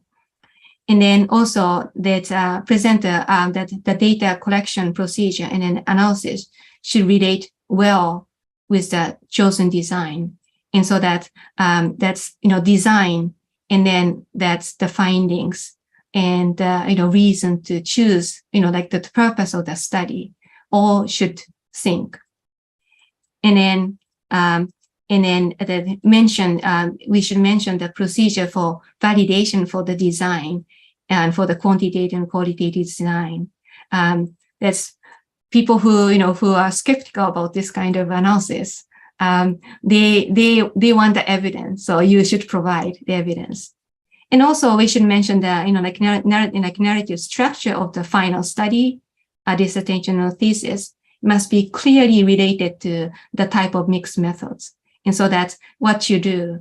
At the end, you have to remind your readers that how this mixed method approach fit to the purposes of the study. I don't have time for discussion, but I would like, if we have time during the that's Q&A section, I have one handout, and so I would like to share that with you.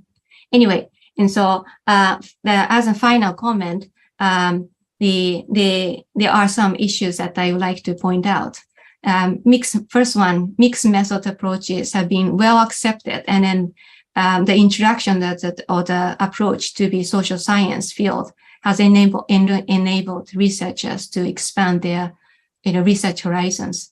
So from my point of view, it was a great this introduction of the research paradigm, and then I really appreciate that this more flexible type of analysis introduced in our field.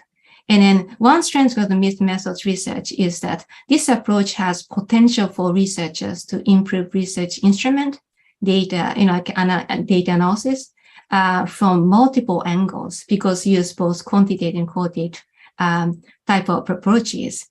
That's these, the findings made the depth. However, one possible weakness is, of course, because is that because the design requires both quantitative and qualitative research and knowledge and skills is required for both kind, and also it takes more time, and so that feasibility, you have to seriously think about the research feasibility. And then language teachers often teach large groups. However, we pay attention to the learners' learning processes of individual learners. So we have to learn from this type of research approach, regardless of whether we are teachers, practitioners, or applied linguists.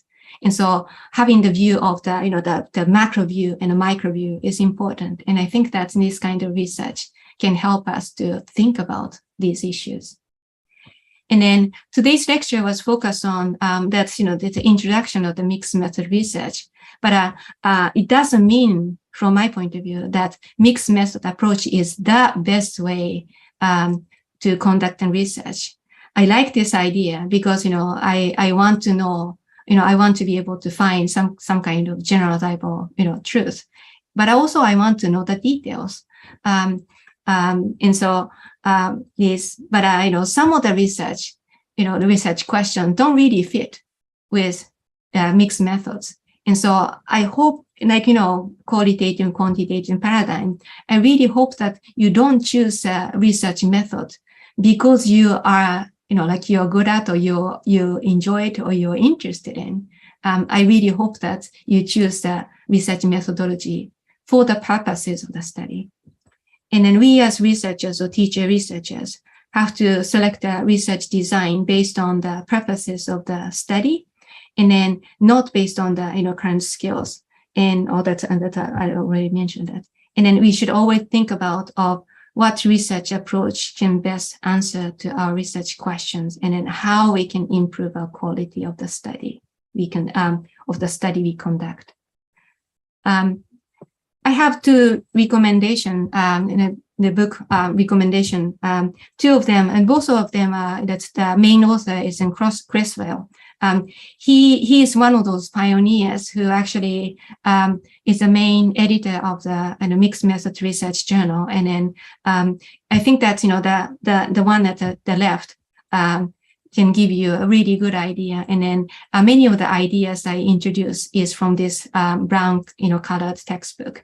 And then if you would like to dig into the details of the mixed method approach, not just in introduction. And then I will recommend taking a look at the second one. All right. Thank you so much. And then I'm sorry for taking like longer time, but I appreciate for being in this lecture today.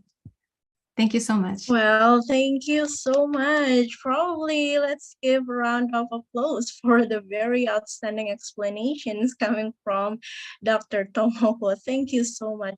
It's such an enlightening lecture for me, because in case that I would like to take another research, probably this mixed method research could be something that I can consider. Well, Dr. Tomoko, I guess you mentioned about the handout that probably you could share and try to be analyzed by the participants here. Well, I guess we also have time for that in case that you want to share that handout. And okay. we are trying to analyze it together and make discussions probably, so it can give more insight for especially the candidates of the doctoral candidate, the master candidate, or even the one who is doing their thesis. I Probably. see. Yes. Thank you. Thank you. Okay. Let's see.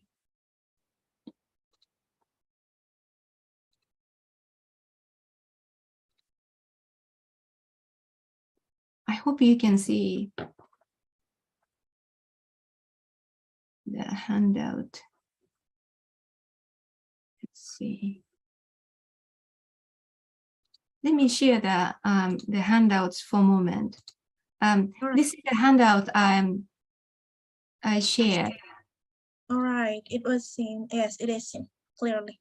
Yes, I was initially, like I had a plan to, share this in, if possible, with the group that's breakout room. That is, you could have, that's the small group discussion about your research topic, and then also that's research questions, and then what you believe in, like about about what to do within research. And then the research design that you can apply to answer the question. And then also how you think that's best, that you can choose the best, methods for answering the questions. And then that researcher's approach that you think would, can answer for the research purposes, and then the skills that needs. And then finally, like I mentioned at the beginning and at the end, that's whether the studies is actually feasible. And I wanted to show one of the slides as one of the examples like that. And so maybe I can show you this for a moment. Thank you. So, for example, this is my case, and then it was the recent one that I'm working with one of my colleagues, and so the research topic is that effect of context on vocabulary size test. These are famous tests conducted that's actually designed and then developed by one of the vocabulary experts, Paul Nation. And this test can measure the learner's vocabulary size, how big the learner's vocabulary is. But the test shows, there's no context. So, for example, the game was new, and then what do you mean by new? And it's 0. And the game can be anything, right? So so without knowing the vocabulary, you can't really answer the test correctly. But from our point of view, we acquire, actually, like learners understand the words in the context. And so sometimes one word is not known, but from the context when you read, you can take a good guess, and then you can understand it. And so we thought that maybe the context can help the learners actually get a good sense of how the word works. And so we thought that, okay, well, we should investigate whether there's any difference with context or without context. And so the research questions we had were that, do learners respond for the vocabulary size test items in a similar manner when the items are presented with or without context? And so there are two types of vocabulary size tests are given. One is with context. There are, a few sentences involved. And then another one is just a very simple, very short, minimal sentence. And then the second research question was, if they do not, and then what causes the learners respond for the test items differently? In reality, after we asked the participants to work on those two of those items, and then we saw some differences.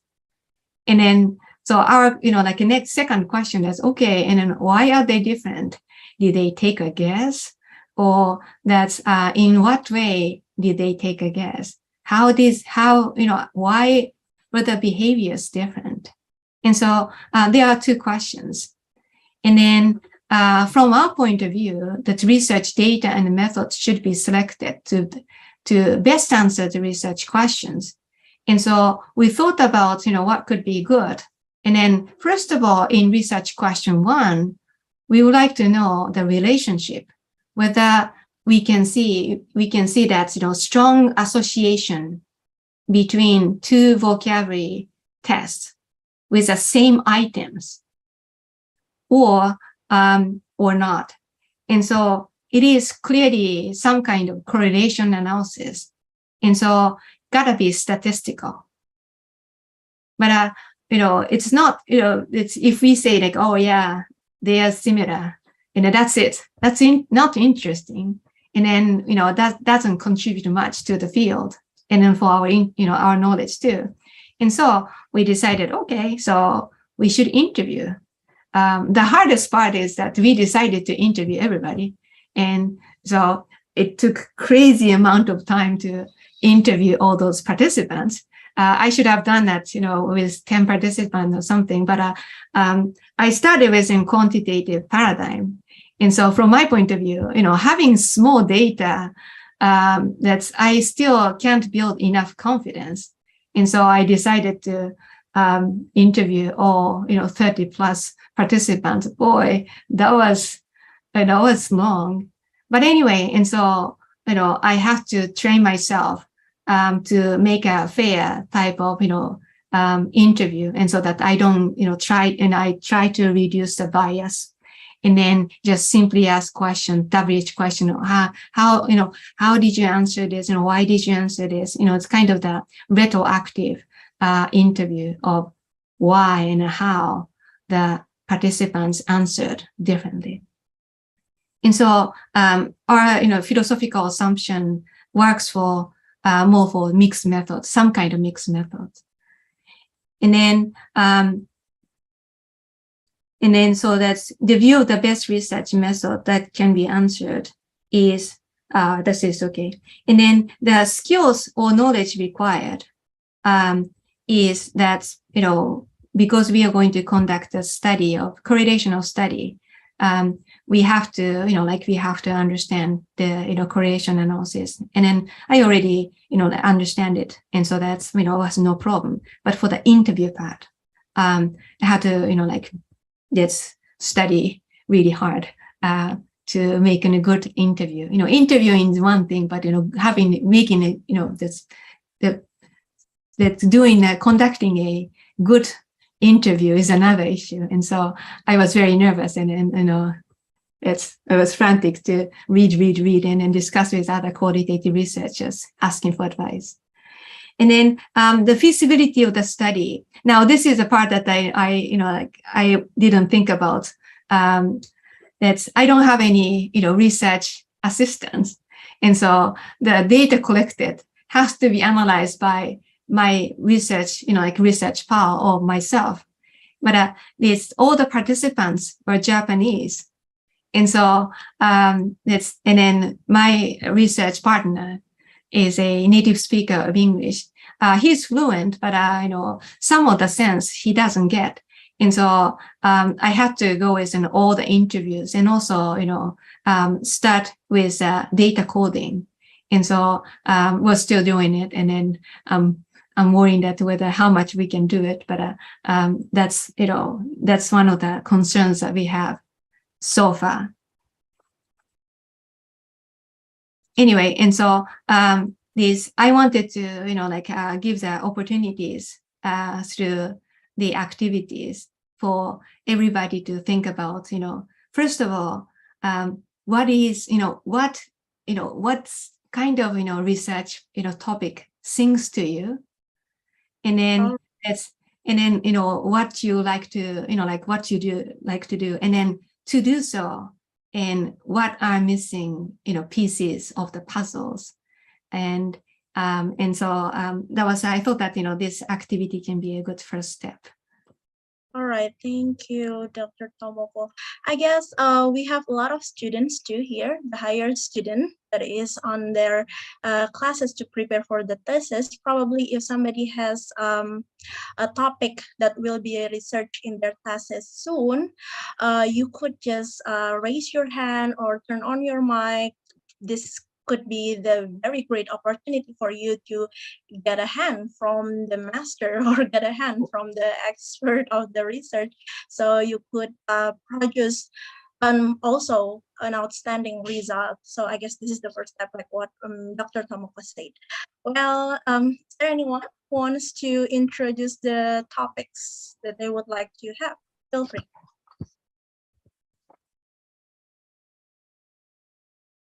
Anyone wants to share the topics of their research, probably about the vocabulary, the activities of the grammar teaching in your school? I guess we have a lot of teachers here as well. The teachers is coming from many part of Indonesia, I guess. There are West Java, Central Java, or also another part, I guess. Any? Well, while waiting, Dr. Tomoko, in case that I have a topic which is trying to find the activities of my differentiation style in class. For example, let's start from the vocabularies. Probably there are so many types of students in my class, and I guess it could be kinesthetic students, auditory students. I try to make a differentiation learning of style. Well, is it possible for me to apply this type of mixed method in case that I want to know more how to assess this type of students' study result, for example? Sure. Although for the this kind of classroom research, I think that going from the like exploratory sequential might work better, because you see that first of all that there are some students who are who are good at the just reading, like being exposed to, or like actually conducting a task, like you mentioned about being kinesthetic, and so that by taking the actions learners are like good at. And then that's you might you have the good sense, but still that you don't have much of the good summary of those which groups are what type or something like that, right? And so yes. having a that's this small group interview or something, and then so that you can discover that for example, what are the learners like learning background is, and then that's what they have as strengths, or what kind of other background. For example, they had some kind of club activities in the past, and then they feel more comfortable by taking actions, or those learners who enjoy reading a lot, like that reading is one of the that's what one of the things that they enjoy, so hobbies, reading the novel, something like that. And so there are personal differences, and then and so depending on that, if you find some general tendencies, and you can group those learners, and then you can see that, that what kind of, intervention, treatment can be associated with more success with, that in certain groups. And so you can, rather than just, let's collect the data from everybody, but if you can categorize those learners, and then I think that you can have more depth of the study. Although for the preferences, I guess that the study has to be in many ways relatively small. Otherwise, except that starting from the qualitative, and then you have the background, that's questionnaires for you to later, categorize those learners as, for example, kinesthetic learners, oral learners, something, like some other groups. And then with a bigger picture, larger samples with those survey results, you can group them and then conduct a statistical analysis. And so, that's the qualitative part can be the foundation of the design to figure out that what kind of survey can be designed to differentiate the participants, something like that. I see. All right. Well, I guess thank you for the enlightenment. I guess I would do that. First, I would go with the qualitative, and at the end, I would like to go with the statistical data. All right. I guess we have a questions coming from our lecture. This is my was my lecture as well.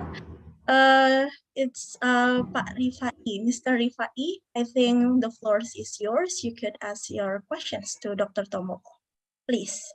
Thank you. Good morning, Tomoko. Hello. Am I audible? Am I audible? Yes, sir. Yes. I should already written 2 questions of my 3 questions in the chat, but I want to complete my 3 questions by adding verbally. The last question is it okay if we don't use the mixed design, but we only use the mixed data analysis? I mean, like we use a mono design, not mixed method.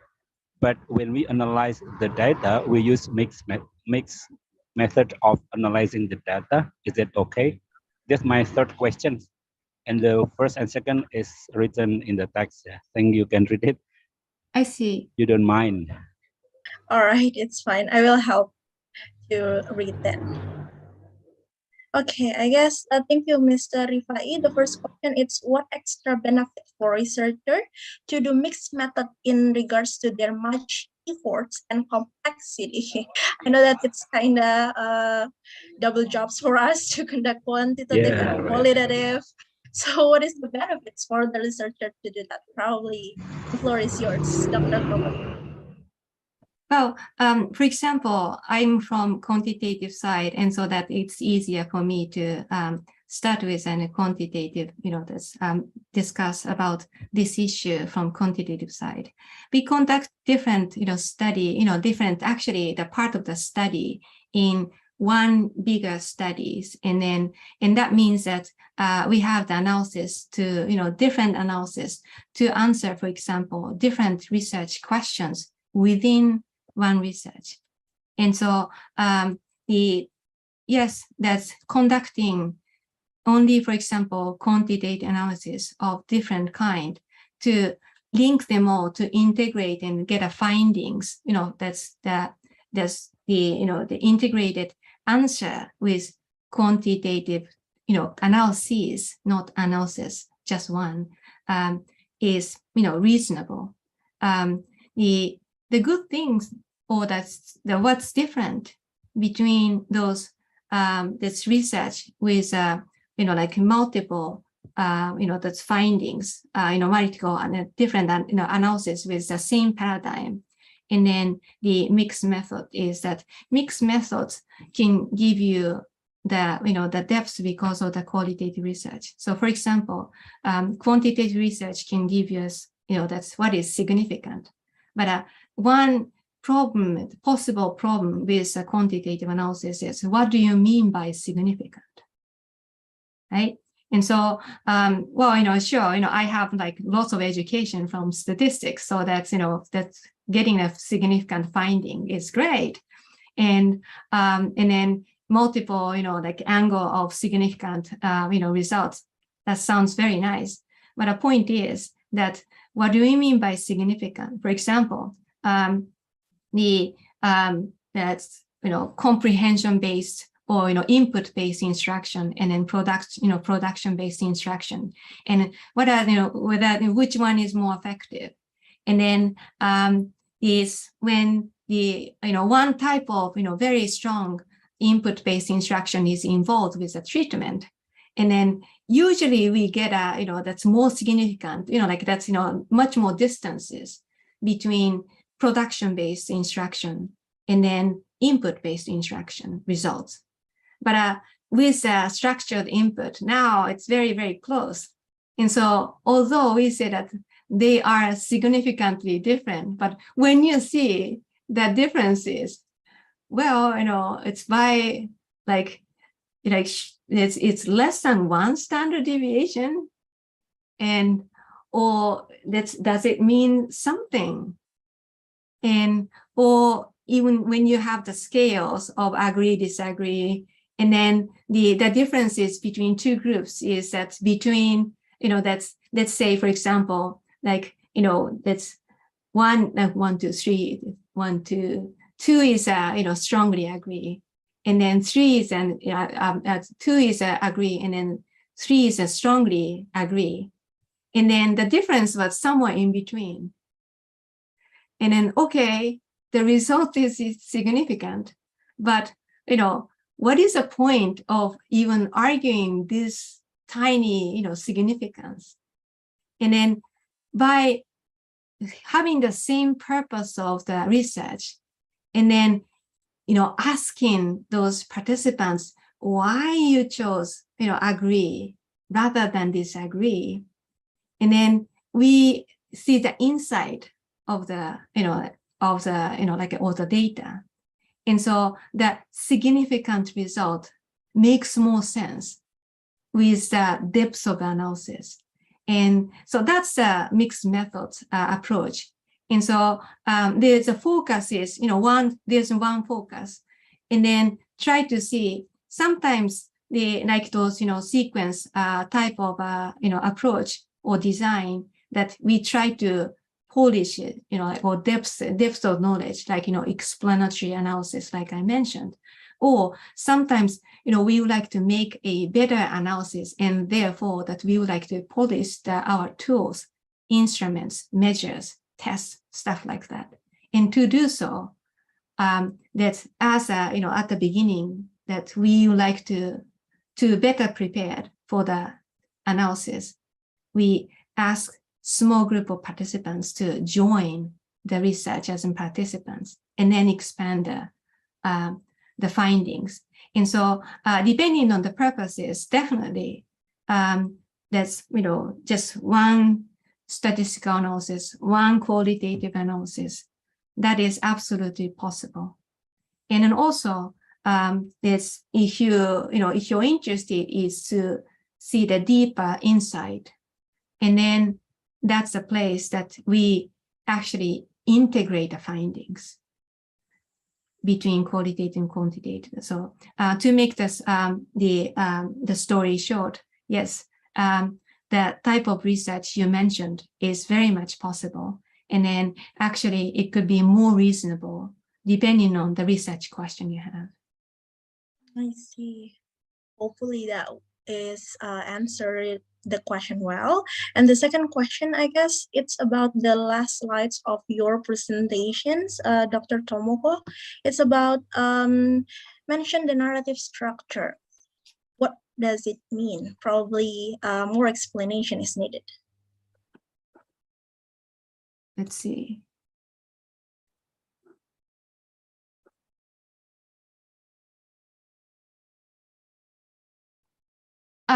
It's a narrative structure means that, basically, explain the research design and structure at the end as well. And so that you remind yourself, like you reminded me that what you conduct and then how you answer as a conclusion as well.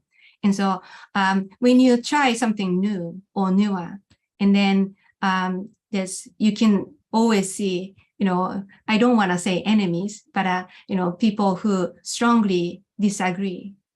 But you remind yourself and then your reader that what is the structure, that's taken and then how it's answered clearly. And so you have to be consistent from the beginning to end that this is the way that I believe is that, that's, the approaches that works the best to answer the questions. All right, so I guess that is the explanation. And I got the last question from Mr. Rifai. Is it okay if we don't use mixed design, but just for the data analysis? So we are not using the mixed method as a whole, but just for using it as to analyze the data. So it's not like a major frame of the research is mixed method design, but more like it's into the data analysis only. Is it possible to be in that way, Dr. Tomoko?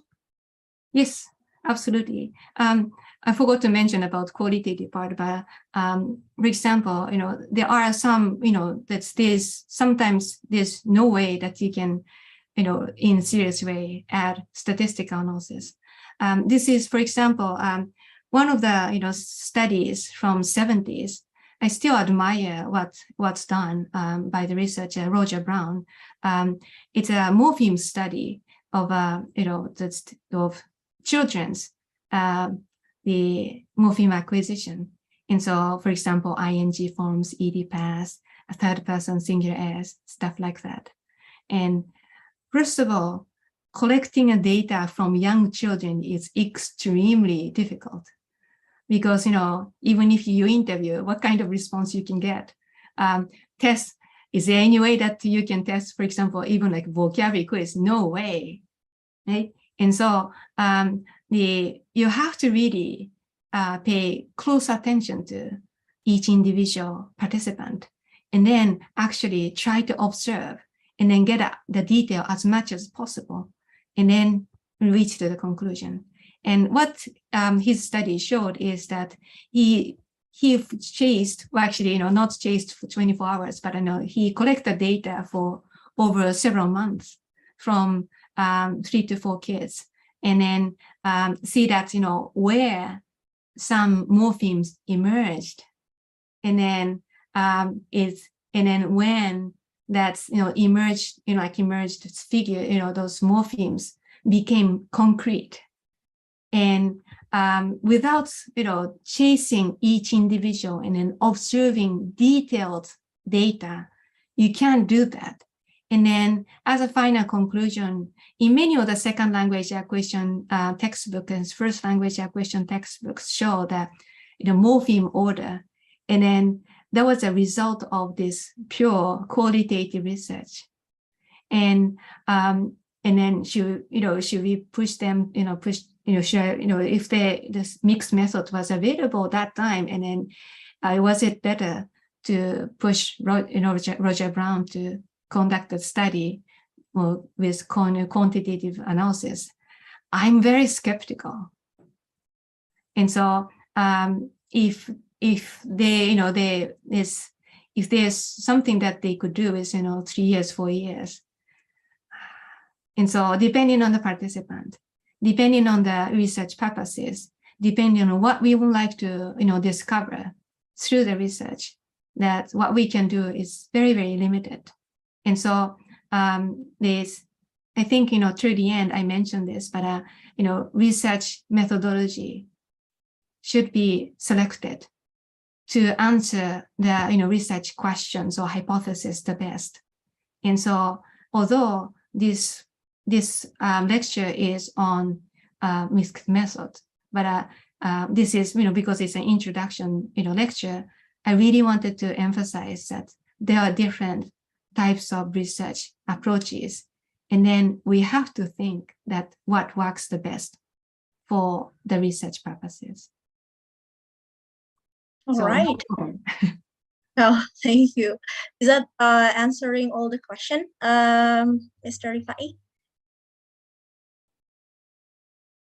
Okay, so I guess we are moving from the lecture questions into the students' questions. We have one question more, Dr. Tomoko. It is from Miss Ira Puspita. Miss Ira Puspita said that, Ms. Tomoko, would you please answer my questions? What is the most difficult part for students, us, when we do research as qualitative or quantitative research? Thank you. So what is the hardest part for the researcher as to do the research as qualitative or quantitative? Well, there are actually there's one more than one, but quantitative research. I'll start with quantitative research because that's how I started our slides. Quantitative research. One of the difficulties to conduct quantitative research. Ya, ini Yes. model. Jadi ini pakai model.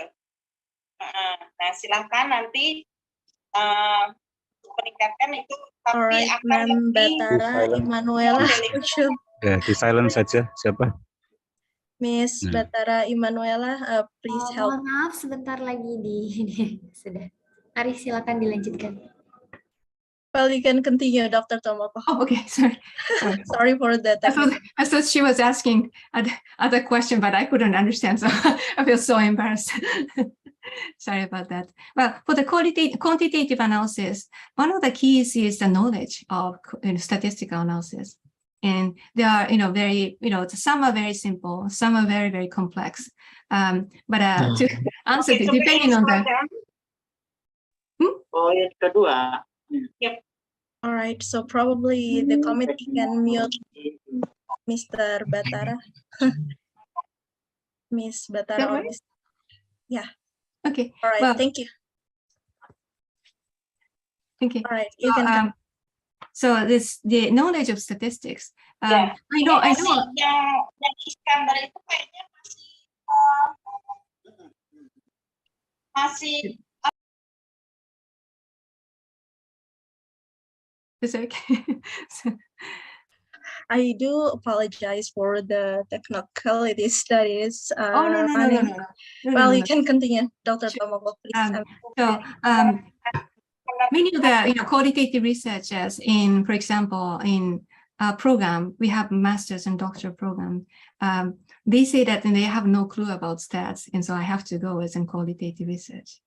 And so that's knowledge or knowledge building. It takes a little bit while because it's statistical, and then it's statistical means mathematical, and so that's one of the challenges.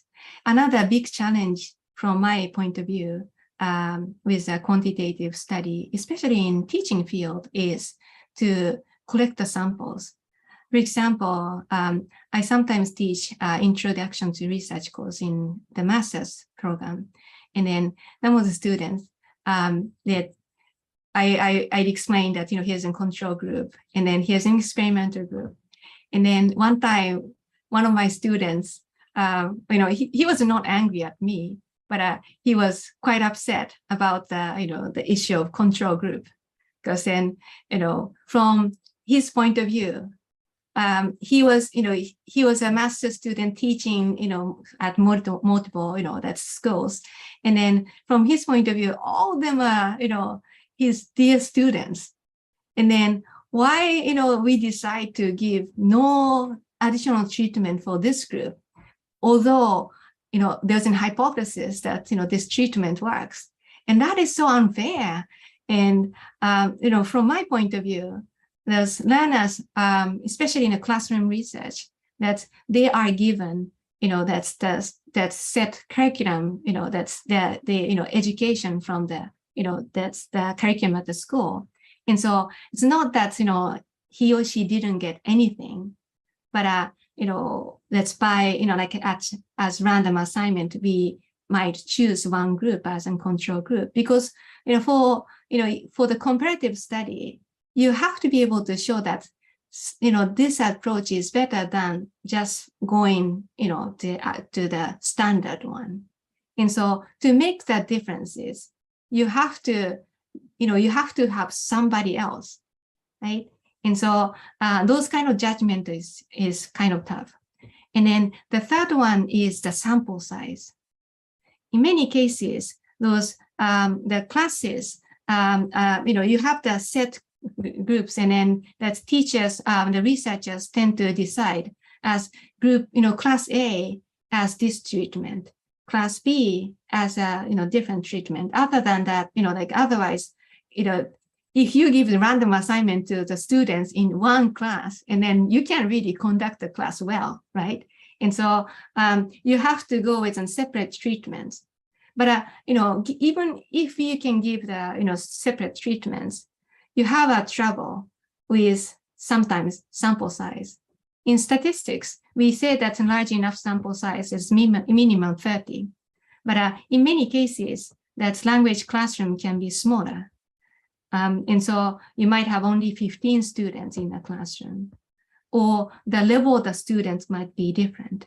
And so appropriate sampling is another issue. And so those are, some of the major difficulties that I can think of in our context.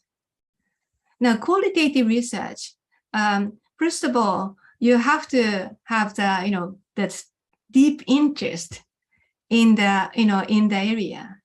Otherwise, you have to explore the questions through interviews and then observation. And so if you, if you don't have, if you think that, oh, maybe this is interesting, but, I'm not really good at stats, so I'll go with some qualitative. And then you can even generate good questions. And so you have to have, first of all, good knowledge of the area of interest. And so that you have to have the, good background knowledge about the area. And then also, therefore, you have, you already have some things that you like to know, and then you have the, passion to, dig into the study by asking many questions to the participants. And so those are, that's, from your point of view, you might know, okay, why not? But that's that, those, that deep interest is, from my point of view, one of the, that's main keys. And then other thing is that sometimes the researchers, that's especially the new researchers forget that, you have to be, neutral and then ask questions.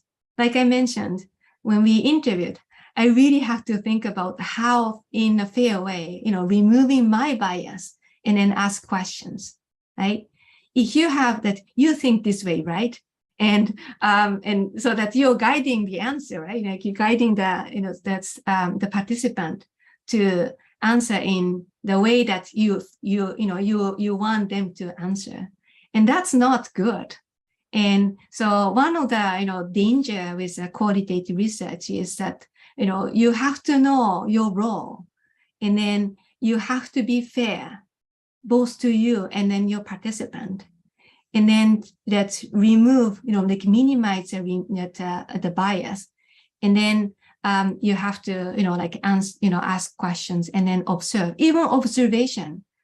Let's try to remove your, bias. And so that, you try to remove the filter of your personal experiences. And then, try to see, like an anthropologist. And so we have to figure out that, what are happening as a fact.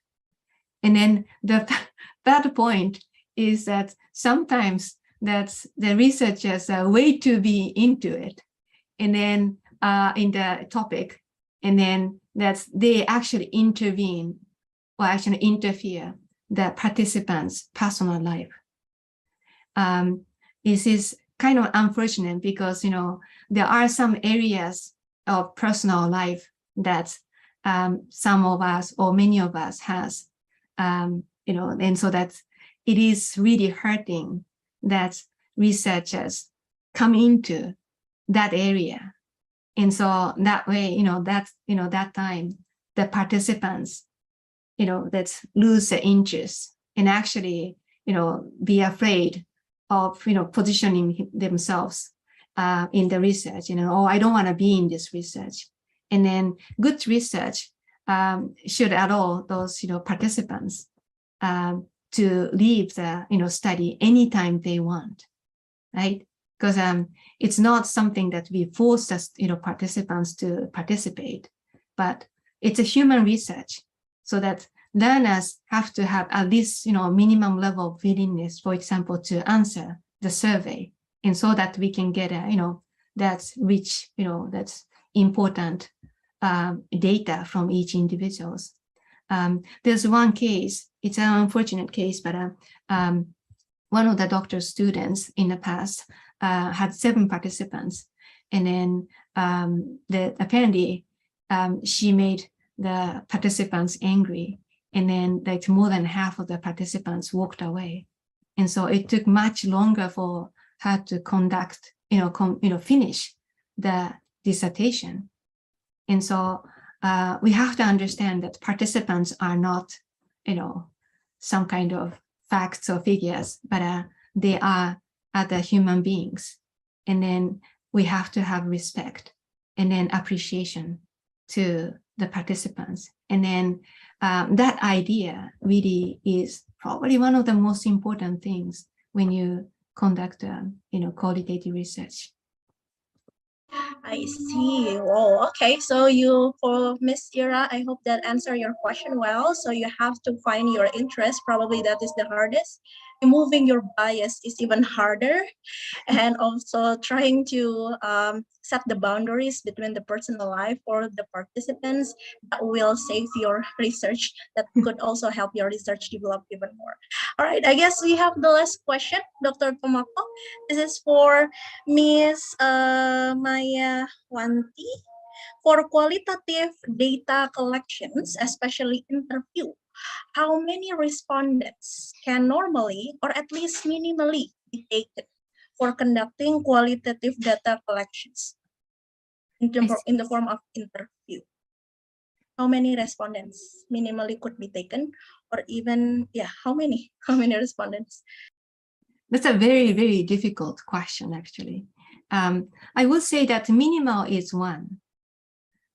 So, for example, there are some studies, that the studies in the past. For example, Schumann had conducted a study with one Puerto Rican worker in Japan, not in Japan, in the States, and then he immigrated from Puerto Rico, and so he was a that's L1 first language Spanish speaker. And then he came to the States. Now, the initial idea or the research interest was that he wanted to teach this Alberto, the participants, some of the grammar forms, but it didn't work in a way that other studies shows. And so he decided to observe Alberto, not only just teaching, but what kind of behavior he has. And then what he found is that Alberto was not comfortable enough with American culture that time. And so he was, in a sense, stuck in the Spanish community. And so that he could always speak in Spanish for his personal life. And then when he, went out for work, and he could use, he used minimum level English. But communicating with native speakers of English was not interest. And so, based on this observation of Alberto, he proposed the hypothesis called acculturation hypothesis. And so, those learners who are willing to be acculturated, they have more opportunities, and then they can, they have more chances for more comprehensible input, and output opportunities, meaningful use of the language, stuff like that. And so that there are higher chances for the learners to acquire the second language. But for those ones who close the door and then they tend to be plateau, and then the outcome is fostered even multiple years of experiences in the second language environment. And this kind of study is unique, right? And so it is hard to observe, find another participant. And so if you find that a unique case, and then your interest is to investigate those specific situation, and then with one student, you have to go with that. Another example is that this is an unfortunate case, but her name is Julie, and then she was, born and raised in a, like English-speaking, native English-speaking family. But this kid was, had an unfortunate life in the earlier stage. So up to, I think, 10 or 11 or so, she was stuck in, this second floor, and that she had no contact with any native speaker except for the father, always, growling to her. And so by the time that she was found and then rescued, she was past a critical period. And so she can function well with that's her native language, English, but her level is not a native level. Now, again, can we find another case of such to study? Probably not. And so for those cases, exceptional cases, we have to go with one participant and then deeply study. In other cases, it is best to have at least multiple cases. For example, like I mentioned, the unsuccessful, but she graduated later, so that's a successful case. But she started with 7 cases. Some go with 3 or 5. What I would like to say is that you like to have not 1, if possible, and then not 2, but at least several. To close look at the participants' behaviors. If you're interviewing as, for example, exploratory type of mixed method and then follow-up studies, you might have smaller numbers. But I would suggest maybe not necessarily 10 or 15, but 5, 7 participants, and so that actually you can group them and then discuss the behaviors. And so that's making the answer shorter and then simpler. I would say the minimum is 1, but I don't encourage having just 1 unless the case is exceptional cases. Thank you. Nice. Well, thank you so much. I hope that answering your question, Miss. Yes, thank you so much. So good luck on your research next. Well, I guess that's the end of our discussions today, Dr. Tomoko. And somehow Mr. Rifai asked if you could award us with the example of published research of explanatory mixed design or even other design. Like what you mentioned, you probably have, it's still limited for the research to be found, and somehow you could suggest us and we can learn more from that research or writing or publications. Probably Ms. Tomoko would send me by email, then I will probably share to Mr. Rifai in case, or probably Mr. Or probably you could share it in chat box so every participant could even access that, so we can learn even more. Well, very much appreciate it if you could do that. All right. I guess that's all for today. Before we move into the last agenda, I would like to conclude all the panel discussion research coming from the lecturing till the questions. The first one, research needs an eye for detail of researcher to find the gap and how the research could develop the knowledge after you implement systematical steps that you will be framed as your major design. And somehow you have to find your interest. And from that interest, you can set your goal and string together the data. Then you could classify the data, either is that an inappropriate data or even appropriate data that you could analyze even more. And at the end, you need to find out also how you will reveal the answer by proving your hypothesis or even finding out your objective. The next part, probably, you could also have mixed methodology that will strengthen the result of research as it supports one another to prove the hypothesis that you made or even testing your objective. As what mentioned by Dr. Tomoko, they are integrated type of design. That's why it will integrate your understanding in terms of qualitative or also quantitative. Rather than harden you, probably this mixed methodology will help you even gaining more accurate result of your research. And last but not least, I guess mixed method will employ both quantitative and qualitative that you need to interpret the result of your research. There are three types of major mixed method approach design.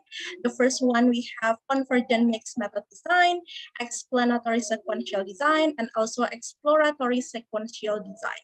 So overall, if you want to do not expect like the smooth way of research. If you go into the field, you must find a lot of struggles. That's the art of being a researcher, and hopefully you could enjoy that. As long as that what you do is those three tips from Dr. Tomoko last time. The first one, make sure that you find that this research is your real interest, because it will ease you the most. And the next one, probably you have to remove the bias. It could be the hardest one, because probably if you couldn't remove, then minimize your bias. Last but not least, please respect the boundaries of your participant, because they are not the object of our research, but more like another human being that we need to ask for their hand to even answering our questions inside of our research. Well, I hope that concludes the discussions and also the lecturing well. Hopefully we have another chance to discuss even more, and I wish you guys a very great luck to conduct your research after hopefully this lecturing helps you well. Well, the next part, I could ask for an apology for all the inconvenience made by technicalities or non-technicalities. It was not meant. So enjoy your research, everybody. So I would like to give the floor back to the Master of Ceremony, Miss Asia. Okay, thank you, Dr. Tomoko and also Mrs. Niken, for the new knowledge that we already know after this webinar. And before we close the agenda, Mrs. Niken will symbolically hand over a certificate to Dr. Tomoko. And please, the floor is yours, Mrs. Niken. Well, thank you. So, Dr. Tomoko, I'm so sorry that Miss Annie, Dr. Annie, couldn't come because of a lot of another urgent agenda. So, as a representative of her, I would like to hand over this certificate. Thank you very much for tons of knowledge that probably fully satisfy our thirst of knowledge, but I hope it is not the end for our meeting to have more discussion and cooperations in terms of Dr. Tomoko, Temple University, as well as Ahmad Dahlan University of Jakarta. So hereby, I hand over the virtual certificate for Dr. Tomoko. Well, I would like to send it by email after. Thank you so much. Thank you so much. Okay. Well, I guess that's all. And for the participant, I hope you don't forget to fill out your attendance, because it will have your e-certificate to be ready, to be sent to your email. So, well, thank you, Miss Master of Ceremony. Okay.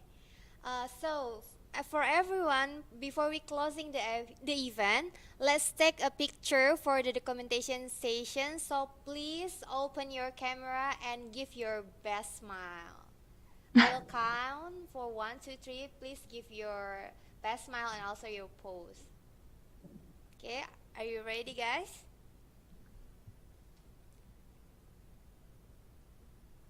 Okay, operator, ready? Okay, I will count 1, 2, 3. Cheers. Okay, thank you for everyone.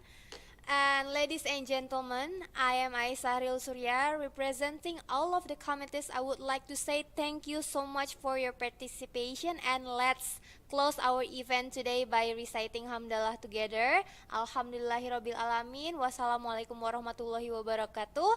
See you in the next webinar. Bye bye. Thank you, Thank you, Mrs. Dr. Tomoko. Niken and also Dr. Tomoko. Thank